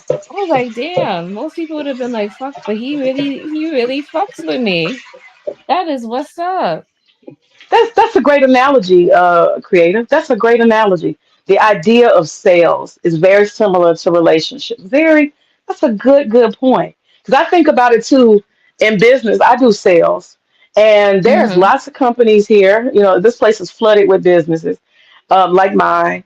And I don't have to do a lot of advertising and getting like, I don't have to chase nobody. Business comes to me constantly. I get calls and calls and calls because the first thing I do, the most important thing I do when I have customers is I make it personal. I actually act like I care about your event. I call you afterward and ask you how did it turn out. I don't ask you, are you going to call me back again? Can you book something else? I don't do that. I say, can you send me some pictures? How did your event turn out? But when they call me, I say, what are we celebrating this time? You know what I'm saying? So when they think about celebration in their life, they think about me. They already know I'm going to ask, what are we celebrating? They already know that I care. And I'm asking, do you need any help? What about decorating? You need any ideas? I offer free advice. I want to see them successful, and I say, Mm. oh, congratulations. You don't get that when you call Mexicans and when you call men in general. You don't get that kind of care, personal customer service. They don't give a fuck how your event went. They pick up the stuff and they're gone. I call and I That's say, hey, how true. was it? Yeah. I say, how was it? Oh, it was beautiful. Girl, send me some pictures. Okay, hold on 1 second. Do you see this picture? Yeah. Oh, where did you get that from? Oh, that is nice. Oh, that I said everybody had a good time, right? You know they did. And that's why they call me. I sell them Hmm. that I care about the celebrations of your life. I'm here from beginning to the end. And whenever you call me again, we're gonna do it over. That's what I sell. That's good. Yeah. I go above and beyond with my customer service. My I Exactly. already yeah. My bench manager said I'm doing too much. But I just do it because I really do care. And you already know me because I really care. Like, You care because that's your position. That's what you're doing. You're fulfilling yeah, your obligation. And the thing is, they can go anywhere. You're a rep. They can find reps anywhere. Can't they get on the phone, get on the internet? They can find a rep anywhere. What makes you special? And that's the same thing about exactly. relationships. What makes somebody keep showing up for you? I don't take my marriage for granted at all. I don't think my husband Niz owes me anything, honestly. For everything he's given, I've given, he's given back. Because it's like a pedal. You push the left, then you push the right. We've been doing that for a long time. But what makes him keep showing up? That's the question. Hmm. I gotta constantly do stuff to make sure that he wants to continue to show up, just like I want to show up. I do that. You have to feed, just like you feed a plant. You have to feed your marriage. You have to feed your relationship. Give this person what they want. They'll never leave you. It's that simple. Give them what they want. And these people who talk about relationships, they don't know anything. I never hear the manosphere talk about give a woman what she wants and she will stay with you. All they want to talk about is she gonna leave you for the divorce. She gonna take half of your shit. You see what I'm saying? Toxic, stupid shit. These people, I can't like, and most of them haven't even gone through that. They haven't even been married. They living vicariously through other people. Like that shit, you taking on somebody else's trauma. How the fuck Right. you take? I'm living out his divorce. You like, okay. I I can be pee on seeing here myself. like, oh my god, if you gonna live vicariously through somebody, go look at a really good marriage and go live through the. Right. They think of all the things that's gonna go wrong and everything that's gonna be fucked up. I get a kick. I used to get a kick. I don't watch him anymore, but I used to get a kick out of Edward Anderson. He is hilarious, girl. He is something to behold. He literally will run through every trauma and feel it, from the divorce to the child support to her taking all his shit to the house that he don't actually own. Girl, he goes through all of it. He starts banging on his car. He starts yelling and spitting and shit. He be going through it, girl. In 5 minutes flat, he would go through the destruction of his life that some woman he never met did to him. Girl, that shit is hilarious. That shit is funny, and I remember they found him and he was living at his mom's house. See? See? See? All these And the only experts. reason why people like that is funny, and I'm not for anybody getting doxxed, but people who talk stuff like that and you find out it's really like appalling. You're like, what the fuck? Child, they ain't never lived a day in their life. That's what I'm saying. You got people out here. That's why they do this shit on the internet. You got people out here who ain't lived. Some of these people ain't even lived and been employed. Like Nate Nate. Nate sitting his ass. I'm gonna give you an example. Nate sitting his ass on the internet. He got all the answers. Him and Jalen. And we know they're little tink tinks, but my point is this: they're not any different than a lot of the men. A lot of the men who are not tink tinks are no different than them. Them two ain't never had a job and held a job, not 1 year, not 2 years. A lot of these dudes that's on the internet, they ain't had no job, girl. They ain't had no responsibility. A lot of people, I ain't gonna say no names, they live in a trailer with their mama. They live in the back room of their mama's house. They live in an apartment with their sister. Or they got a bunk bed in their sister's house. You understand? You see where I'm going? Yeah. So Like I was raising reading raised. this. So, because I like to read books, I was reading the Manifestation 12 Laws of the Universe. Mm-hmm. So, in one of their things, right? So, part of me was like, why is it so hard for, for Black people to, get ahead in general? And I was reading it, and it says that, and I think a lot of people notice in the powers at play, it said genetics, right? New genetic Mm-hmm. research shows that negative beliefs hinder manifestations are not entirely your fault. Yeah. Scientists in Atlanta found that mice can pass on their fear to their offspring through genetic code, even if they Mm-hmm. didn't experience the trauma themselves. Mm. Mm. Facts. I believe it. I Yeah. believe it. So, and it doesn't make it any better if these guys are going online and traumatizing themselves. You know, it's a constant loop. It's like, dude, like when are you gonna leave that alone? Like you're just making it more hard on yourself. It's already hard for us in general, just in general. Yeah, and that's why I was telling I keep want to call her Ebony. That's why I was telling Mahogany. I said, you know what I've realized? I said, I realized that I gotta just not care. Hands up. Just surrender. And not engage and just divorce myself from all of it. And not engage with BGS and try to convince him to be a positive person, all of that. Because at the end of the day, you have a lot of men who have been traumatized and it's real, but they don't want to. And I'm sure there have been men who come through the manosphere and they realize, okay, this is enough. Now I'm ready to heal for real and I'm ready to move on and enjoy my life. I'm sure there are tons of men that have done that. But the ones who stay for 5 years, 10 years, and they're never going to go away, they make this something they eat, sleep, and breathe. Those guys are addicted to their trauma. Real You trauma. know what? Yes, it's probably a woman that did it, but they don't want to Uh-huh. surrender. They don't want to go to the therapist. They don't want to let it go. They're addicted to the trauma, and nobody is going to take it from them. They show up every day Yes. for their scheduled trauma on time, and they must have it. You got to leave them alone. Let them live it. Let them have it. What are your thoughts? Yeah, some men, yo, the biggest thing these men want to do is complain. They need something to complain about. I need to yell about something. I need to Yeah, yeah. complain. I need to Hmm. say it's her fault.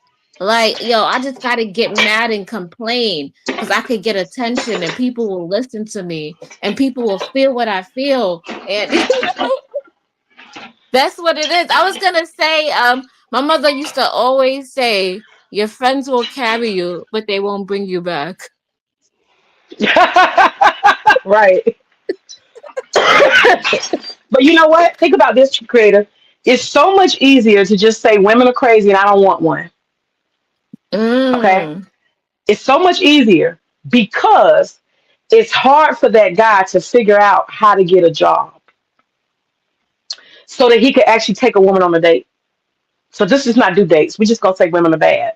It's so much easier for me to just say women are bad than me actually figure out how I'm gonna get out of my mama's house and actually maintain bills at 30. It's so much easier. Just women are crazy. It's not my fault. It's so much easier for men to say women are crazy than go actually get an education and get some Mm-hmm. skills and get out here and become full-blooded functional men. These men that are stuck in these cycles of trauma bonding, they literally would much rather go ahead and just stick to the goddamn narrative. Women are crazy, matriarchy, they're evil, gynocracy, they want to kill me, they want to ruin my life because getting up and getting disciplined to get up and get a job every day and go to it and get paid is too much. Getting out of my mama's house and getting my own place is too much. Me going to college, ain't no colleges told no black men they can't go, right? Creative, Yeah. right? So me actually getting my financial aid together and going to this university, showing up, studying, writing these papers, getting a degree is too much. Me They actually pay you approaching and to go to impressing a school. woman, huh? So they pay you to go to school with financial aid. But all that's too hard. It's too hard for them. They're too lazy. So all of this is cope. That's what I'm starting to really, really get. These men who are stuck in these cycles, It's all cope. Because the option is to do better and get a woman or stay stagnant and hate women. Those are your two choices. You And for know the what? lazy, that's it. What Yeah. you think?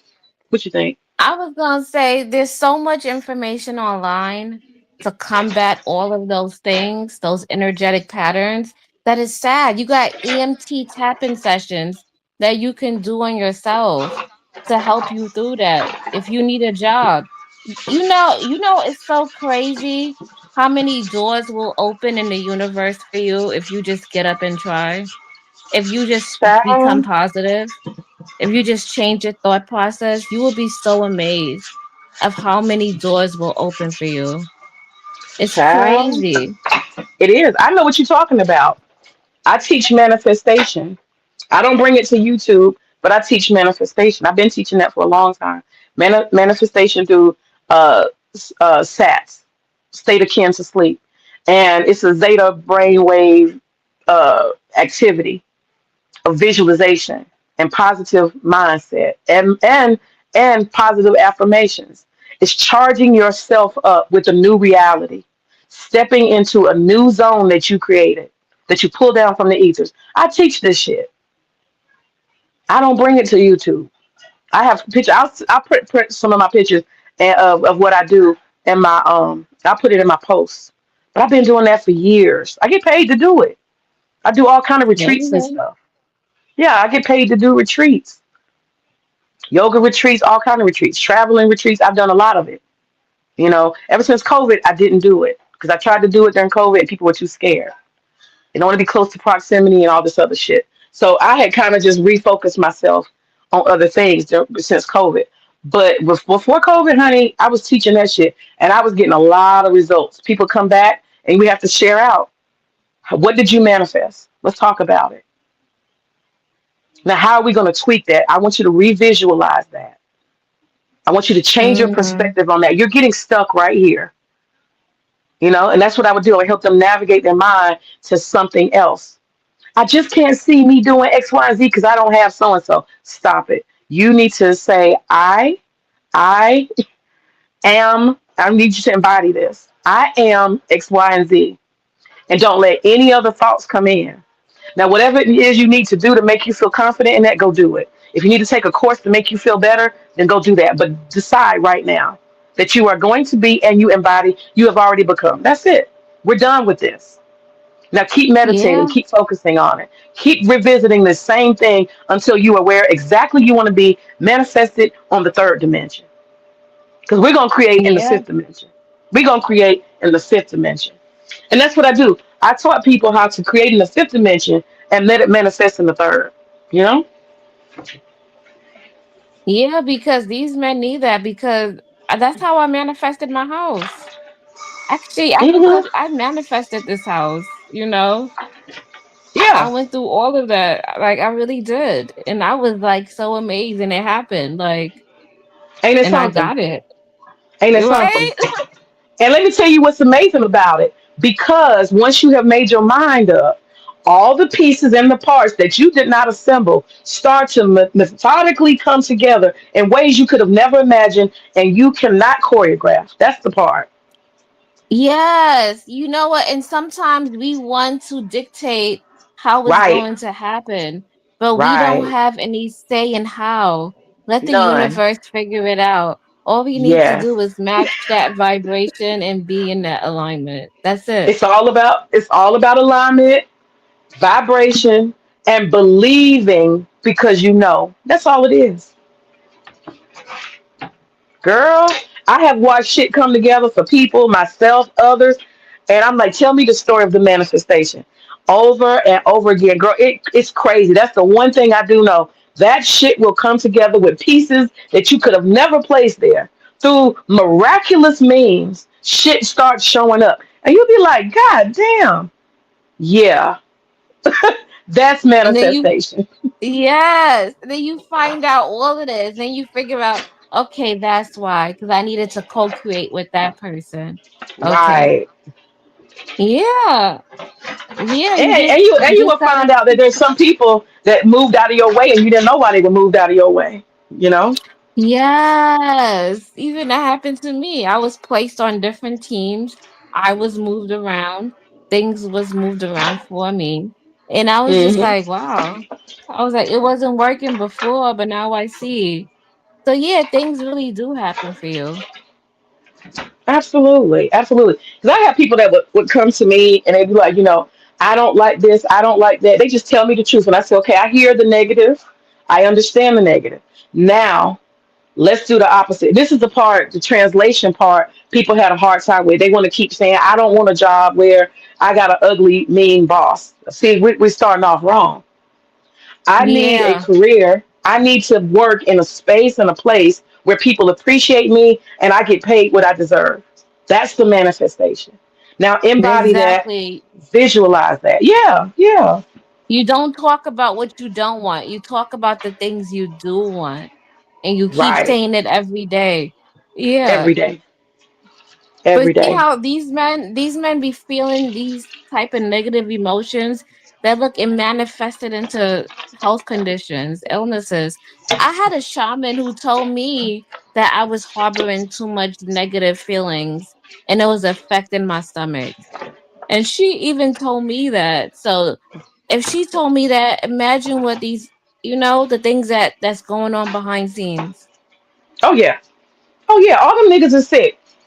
A lot of them dudes just be obsessing in the management. Most of them niggas got bad health. They all got bad health. Most of them. They behind, avatars, so you're never gonna know. But sometimes they'll share it, and you find out they're either mentally, emotionally, you know, something going on with them. It's manifesting. That's the thing about energy. That's why I teach manifestation. Energy is going to show up somewhere. How will that energy that you keep entertaining manifest? How will it manifest? That's the question. Do Mm. you want to do it to yourself? Do you want to do that to yourself? And all that hate that these dudes is harboring, you doing it to yourself. You think you hurting somebody. You think them words and that you spitting all that fire, all that anger you breathing, and y'all standing around in ciphers just recycling anger, recycling bitterness, telling all these evil tales of how you really feel about bitches. You think that stuff not gonna manifest in your life? You doing it to yourself. You ain't hurting nobody. You hurting yourself. That's why I keep talking to BGS about healing. These dudes need healing. They gotta be delivered. They got deep pain. You're not dealing with none of that. Say what? And that's I was gonna say that's why you gotta be careful with your YouTube channel and the messages that you put out to the world. Because all of that is gonna come and reflect right back to you. What you Oh put yeah. out is gonna come right back to you. Oh And yeah. that's why I was always precautious about, about what I put on my channel and the information that I put out. Because I always have to remember that whatever I put out is gonna come right back to me. Yeah, and that's for And good I or don't think bad. Yeah, I don't think these guys understand that. And you putting out stuff on the internet, like this is like this is almost like a Ouija board for real, to be honest. Mm-hmm. Mm-hmm. And you guys are putting all of this stuff out. Just imagine what you're gonna attract. And that's why they stuck. That's why I said I'm done because if they don't want to surrender to the positive, they're not ready to surrender to healing. They like that shit, Mm-hmm. and it's gonna eat them up. And ain't nobody gonna be able to stand in the way of that. Nobody can save you from that. If they actually had women in their lives, these women would transform them. Women are healers. Women can do a good woman. She can detect. She can detect. Women feed your soul. They don't know none of that. These dudes are not going to tell you that women heal with touch, with love. Women heal with sex. They're not going to tell you none of this. They don't want you to have that good shit. They don't want you to have none of that. They don't want you to heal. You get a good woman that cares about you. She gonna feed your soul naturally. Mm-hmm. She gonna make sure you get to the doctor. She gonna make sure that you get your mental health together. You seem stressed, baby. What's going on? You know what I'm Yeah, that's saying? facts. Yeah, this Yeah. is like a Ouija board. And you know what? You never know what. And I'm not surprised. I'm gonna just mention this with the crazy person we attracted in that space. Yeah. Yeah, I think that person was demented. Just being honest. You know, But you know, yeah, she definitely was crazy. But you know what attracted her? We created chaos, and yes, all of us know, for the most part, when we first started that chaos, it started out laughter.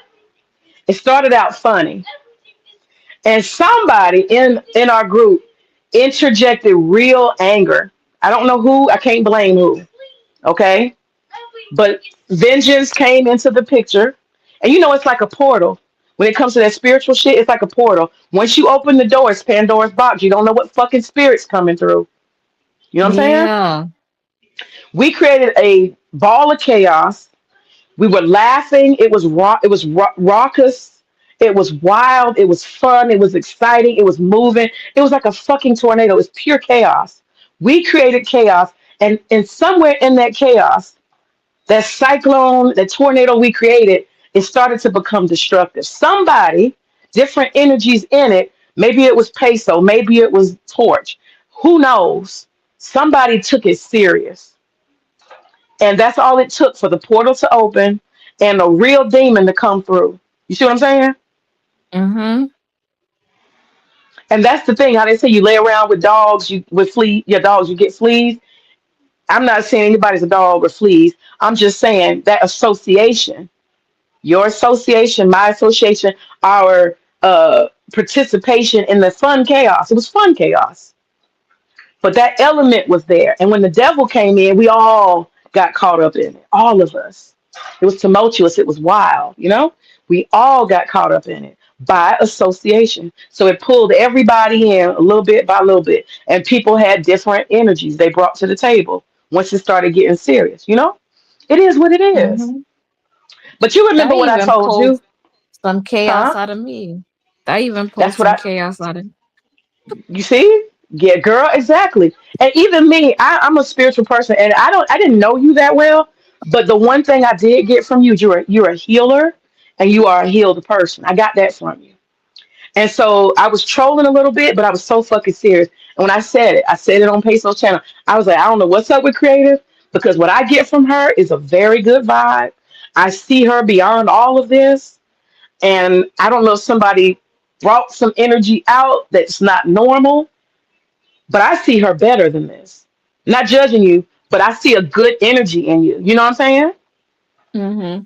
And I'm sure that, and I said that to you, and I'm sure that people said that about me too. Like, damn, man, you getting kind of grimy. Are you sure that's you?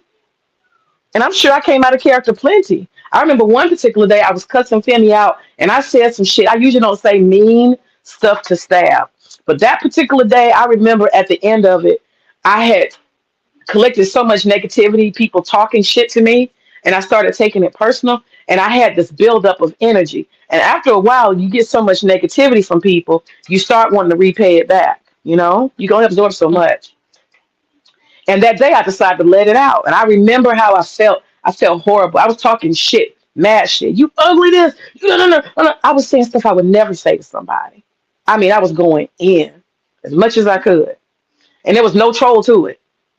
I was angry. And I remember, you know, people was in the chat. They was like, "Damn, you going in? You going in?" And at that moment, I felt like relief. As soon as that damn live ended, I felt ashamed of myself. I felt ashamed because that's not my true character.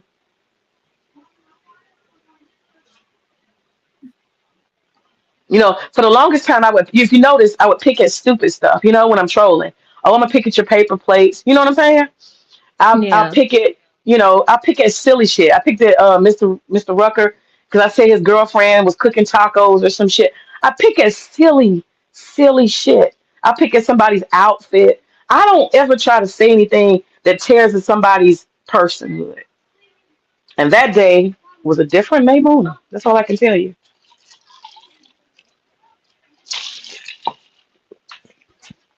But Yeah. yeah, But now we know. that demon definitely Now we changed the know. energy. I So know, but what? now we know what happens when you got too much chaos. Yes, Something is bound to happen. Something has yes, to develop. yeah. Yeah, look out for that. You create that's why I got off of that what's it? what is that channel? What's his name? What's his name? Uh, Sharon, Sharon's channel. Yeah, You that know? breeds Yeah, chaos. And I'm thinking yeah. about maybe I'm about to relax from because I be on DJ Witch Doctor, but then now I'm seeing Big J up there. You know, Big J is like he's a walking like cyclone.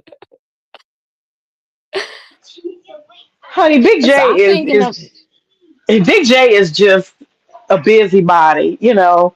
Um, Big J likes to. I think he likes to let off steam. That's my honest opinion online. I think he likes to come online and have a reason to yell. I think he's kind of addicted to I yelling, think you so know. too. I think that's what it is. He just wants a reason, but he needs to be careful because he might excite some type of energy. Now Okay. he's definitely had to engage with some chaos as a result. I'm coming, Luna. I'm coming. I just was over there, girl. You didn't want nothing. Did some of these kids kill you? How when you get on the phone, all of a sudden they, you know.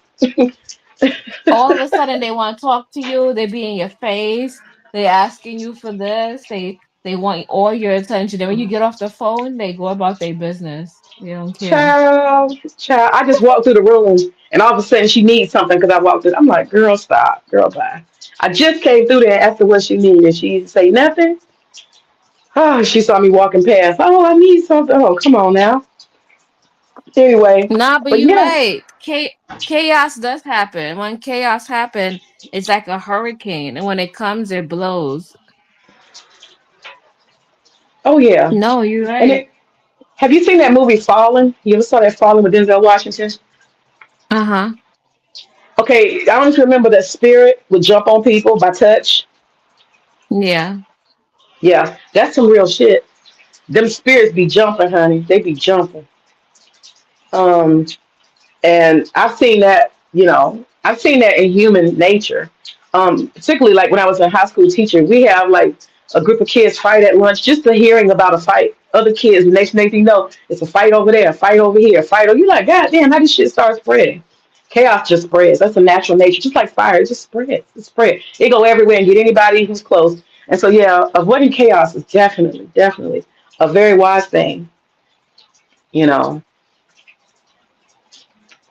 and that's one Yeah. of the I need reasons. to That's one watch of the out. reasons yeah, you got to watch out. And that's one of the reasons why some people say, oh, you over there kissing BGS's ass. You're too nice to him and this and that. One of the things, as much as I try to talk to him or had tried, I'm gonna say had. Let's speak in the past tense. Had one of the reasons I had been talking to him is I was hoping to have a spiritual, meaningful impact on him to release these dudes from their trauma because he has the power to do it. He really does. Because they follow him anywhere he goes. They have Yeah. the power. He has the power. And I realized that I did not want to necessarily create chaos. My little trolling I do here and there is just being funny and being fun. But I started talking to him like a person because I did not a thing, because I did not actually want chaos. He has people around him who are highly defensive of him. People who, in a word, if he said go kill that person, they would do it. Seriously. So I was even thinking that in my mind, I need to be friendly and respectful towards him because there are people who, on demand, will do whatever he says. That's power. He got it, no doubt. And so I'm not going to sit here and deny that. So even dealing with him, I've been cautious not to be chaos. You know what I mean? No, you're right. What I was what I was gonna say, yeah, you gotta be careful with the chaos. It even brings a whole different audience to you. Oh yeah, oh yeah, yeah. So And problems. Like I told Mahogany, I'm done as far as being Captain Save a Hole, trying to influence somebody who's an influencer to be a caring person. You've heard of Zombie? Have you heard of Zombie in Haiti? Yes. Uh-huh. Okay, so Zombie in my mind, because I go a lot of places, and when I travel, I actually try to take on understandings of spiritual nature. Doesn't mean I'm that religion, but I'm learning what I can because knowledge is universal. So one of the things I did when I went to Haiti is I studied voodoo. And when I say study, I just mean learn as much as I could from books, see what I can see in person, and anybody who's willing to share whatever aspects I can. You can't always tap into stuff if you're not part of that community. So I know that. If I'm not a voodoo, I can't necessarily know voodoo the way they do. But from the outside, I can learn what I can. So one of the things I learned about voodoo, I went to the voodoo market, and one of the things I came across was a voodoo jar, and the jar looks really crazy. But what the Haitians believe with voodoo is that you have human beings who collect souls, and Mm. yeah, and sometimes they go to a witch doctor to collect that soul. They will literally go down there and buy a jar so they can consume somebody. It could be an enemy. It could be so they want somebody they can control, like a lover, maybe a cheating lover or something. People have different reasons. Maybe a child who's on drugs and they can't control them. They want to, suck this person's will into their own, basically. And what they call it is zombie, when you have control and you've contained someone's soul. And I ain't never participated in none of that, but I'm aware of it. And they literally do have people who are zombie walking around in Haiti. They have them. You can actually look it up on YouTube. And zombies are people who they've almost lost personality, like walking vegetables. They don't have a will. It's very interesting. They follow underneath somebody. Yeah, blindly. You can just take over their will very easily. Come here, do this, do that. It's almost like a person who's under a spell or who's been, what's the word? What do they call it when you fall under hypnosis? And There's people like whoever, that in the waking life now. right, right. No, a lot of people. The reason why I bring up zombie and I bring it up because Haiti actually acknowledges it. They acknowledge it. They say that person is a zombie. This person has a spell on them. Somebody put something on them. This is why they behave. This is Mm. not the same person. This person's personality is not the same. Something's different about this person. They've lost their will and they're kind of not functional. They're kind of not functional. They've lost their will. They are lost individuals and their soul is kind of gone. And they say if you meet one of them and you look them in the eye, you can tell they're gone. Something's missing. I don't know. I only bring that up, but you're absolutely right. We have people, and we have levels to this. I think there was a point in time we fall into these what do you call it? We can fall into to trances. Trances is close to zombie. Like if you work a job really hard and you just keep doing the same thing every day, eventually you look up and you're like, what happened to me? I don't remember the last 3 years of Mm. my life. So zombie is a state of being, where you lose yourself in whatever way. It could be in a relationship, it could be through repetitive activity, it could be through stress, you know, emotional shutdown. I mean, it's a lot of ways that people kind of move into zombie. And that's what I'm saying. I see that with DGS and that group. I see some zombie type shit. And you even notice it, it's like a spell. You keep feeding somebody something over and over and over again. They can't think outside of their loop anymore. Like even Ambassador, he kept repeating, but I have to go back to the sage and what the sage said. Dude, where's your experiences? Where's your relationship to the real world? Where's that? Why you keep going back to what he said? It's programming. You're programmed. That shit's dangerous. You know how much control you're giving over your life? Yeah, a lot. A lot. When you can't think outside of the loop that you've been given, that means you've lost your own will. You've lost your own way. That's not good. So I see a lot of levels to what BGS is doing, and he acknowledges it. He's an occultist. There's that part too. He's an occultist. I would say he's a warlock. He might not admit that, but he's an occultist. So he knows what he's doing. He's aware. But I'm gonna stop talking to him about it. I'm gonna let him be who he wants to be, and I'm gonna stop trying to influence. I have stopped trying to influence him in a positive way.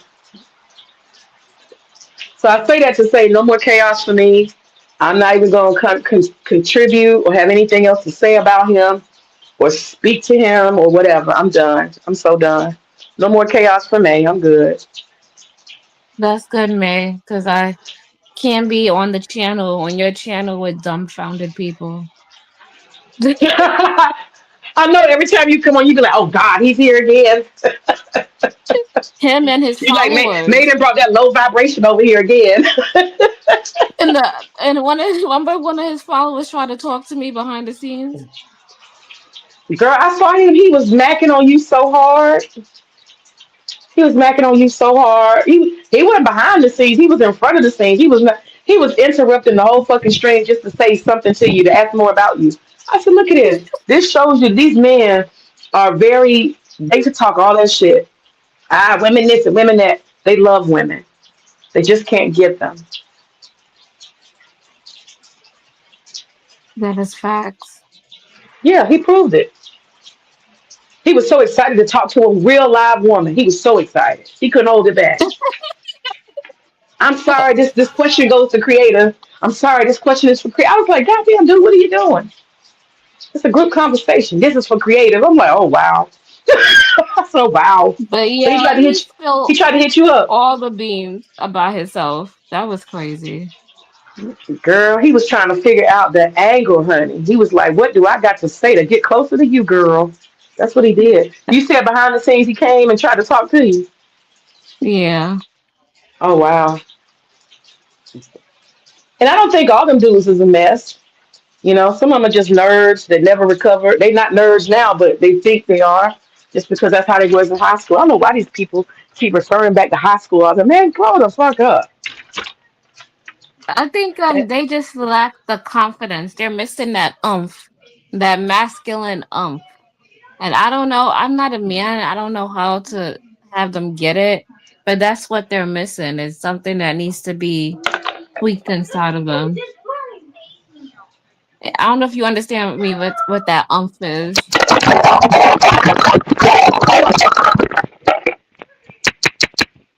Hello?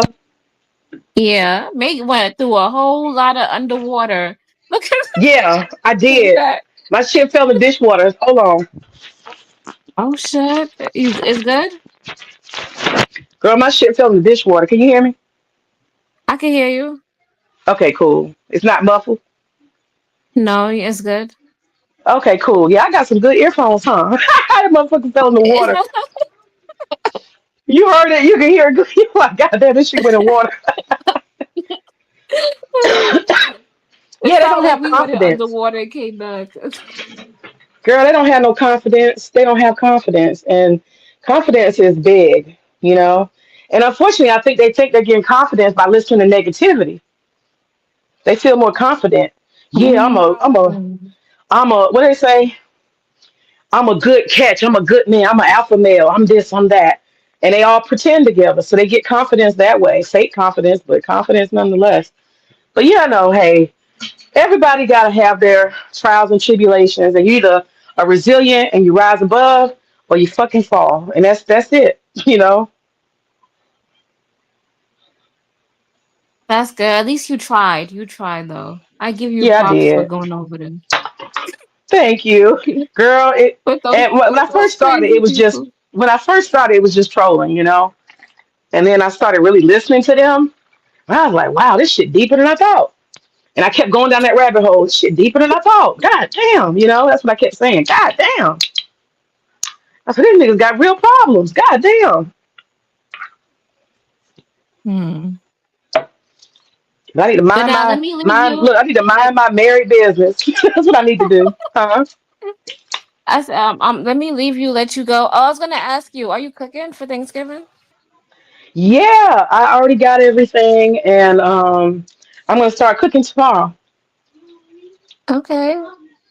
Let's Yeah, how get about you? it. How about I'm you? not cooking. Oh wow, I I'm thought you were not gonna be like, cooking yeah, this girl, I got a year. spread. What you gonna do? I decided to go to Golden Corral to go eat. Girl, that sounds like good. That sounds like fun. I'm coming, It Luna. I'm is, coming. right? I'm excited Yeah, to actually go out to eat and not be in the kitchen all day. I feel good. yeah, yeah. That should be fun. That should be Yeah, I fun. was They like, got everything. They got everything you want to. and they got prime rib. They got everything there. Yeah, I take my daughter to Golden Corral about once a week. I'm trying to fatten her ass up. You know, I'm Southern, so we be like looking at little children. We be like, "Oh, you too skinny." Y'all are bad. Yeah, that's what we Skinny do in the is South. We try to. good. I know, but in the South, we try to fatten that ass up. We want you to be fucking fat because we don't think you're healthy until you're fat. And I know that's fucked up, but that's the culture. I know, but kids are supposed to. I was skinny for a long time till I was like 18, and I didn't, start to put on weight until like what, like my late 20s. So Well, actually, that's I kind of think a I blessing. think skinny is good. Yeah, skinny is Yeah, really good. As a kid, you're supposed to be skinny because you're burning calories. that's true. That's true. But we got a lot of fat kids, like the kid next door, girl. He real big and fat. He too fat. You see, that's why you should be grateful. He real big and fat. I be like, ooh, wee boy. He got a little tub. He be walking. I see his little tub moving. I'm like, oh, he's so fat. He's so cute Most with of his little these fat kids ass. are most of these kids are overweight nowadays. Yeah, yeah. They sit. They don't play. They sit around and they watch TV and stuff like that. You know, and they don't do much. That's what I did yesterday. I took my daughter. We had a picnic at um at the park, and then she went to play at the park. We had a lot of fun. And we actually packed. I made her make sandwiches. I'm trying to teach her life skills, and so I made her make the sandwiches and cut stuff. I'm trying to trust her with knives. I don't know if it's too early, but I'm trying. We're doing the butter How knife. old is she? She's 9. She just turned 9. Oh, she's good. My son was in the kitchen with me cutting up potatoes and cutting the potatoes up to make fries. He was Did he, he ever he cut was in the himself? kitchen. No, he was chefing it up. My son be protective of me. He'd be like, "No, mommy, I don't want you to use that Oh, knife. I don't want you to hurt yourself." oh, yeah. I'm trying to trust her with knife skills. She uses butter knife right now, and she be struggling because I know she could just use a regular knife, but I just be trying to see is she gonna graze her finger or something like that. Because if she's so Yeah. sensitive, if she sees some blood, girl, she gonna be screaming and crying. Most little girls get to screaming and crying when it's boys might be resilient, but little girls get to screaming and crying. I don't want her to do it and cut herself and then be like, I can't do this anymore because she's so traumatized. I'm an older parent, so I'm just kind of a little paranoid about fucking up. You know. You're more protective. Yeah, yeah. And I only got one, so ain't like I had no Me, I'm a practice. I'm a younger. So part of me like I don't care. My son be doing the most though. Your kids they gonna be looking at you like, oh, look at mommy's making salad. Mommy's doing all of this. I want to be like mommy and make a salad and make a smoothie and cook. Watch, it's coming. Oh yeah, I mean she's in the kitchen with me now. Like when I make stuff, I get her to pick all the cilantro leaves off. She helps me in the garden. She helps me with laundry. It took her a long time to fucking fold the way I want. You know, you got your standards. That shit would be like the edges is off. I'm like, hey, do that again. So I had to be like, okay, just give her a while. So she eventually got the folding the way I want it done right. But I have to just be easy and just be patient. I'm learning. I'm learning. That's good. Yeah, But all right, yeah. May, I'm gonna leave you, let you go. This was a great topic. We should chat some more. I felt like Yeah, for sure. yeah.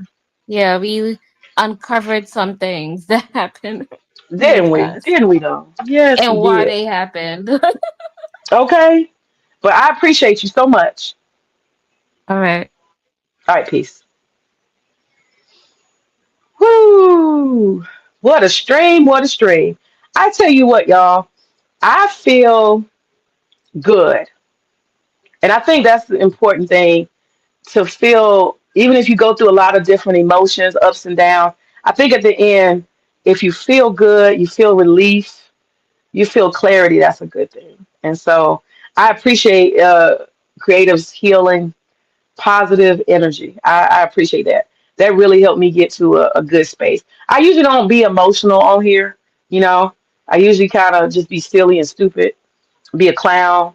But I guess in the recent past, I've just kind of been a little emotional. And I give myself grace. I give myself grace. And hope I haven't said anything hurtful to anybody.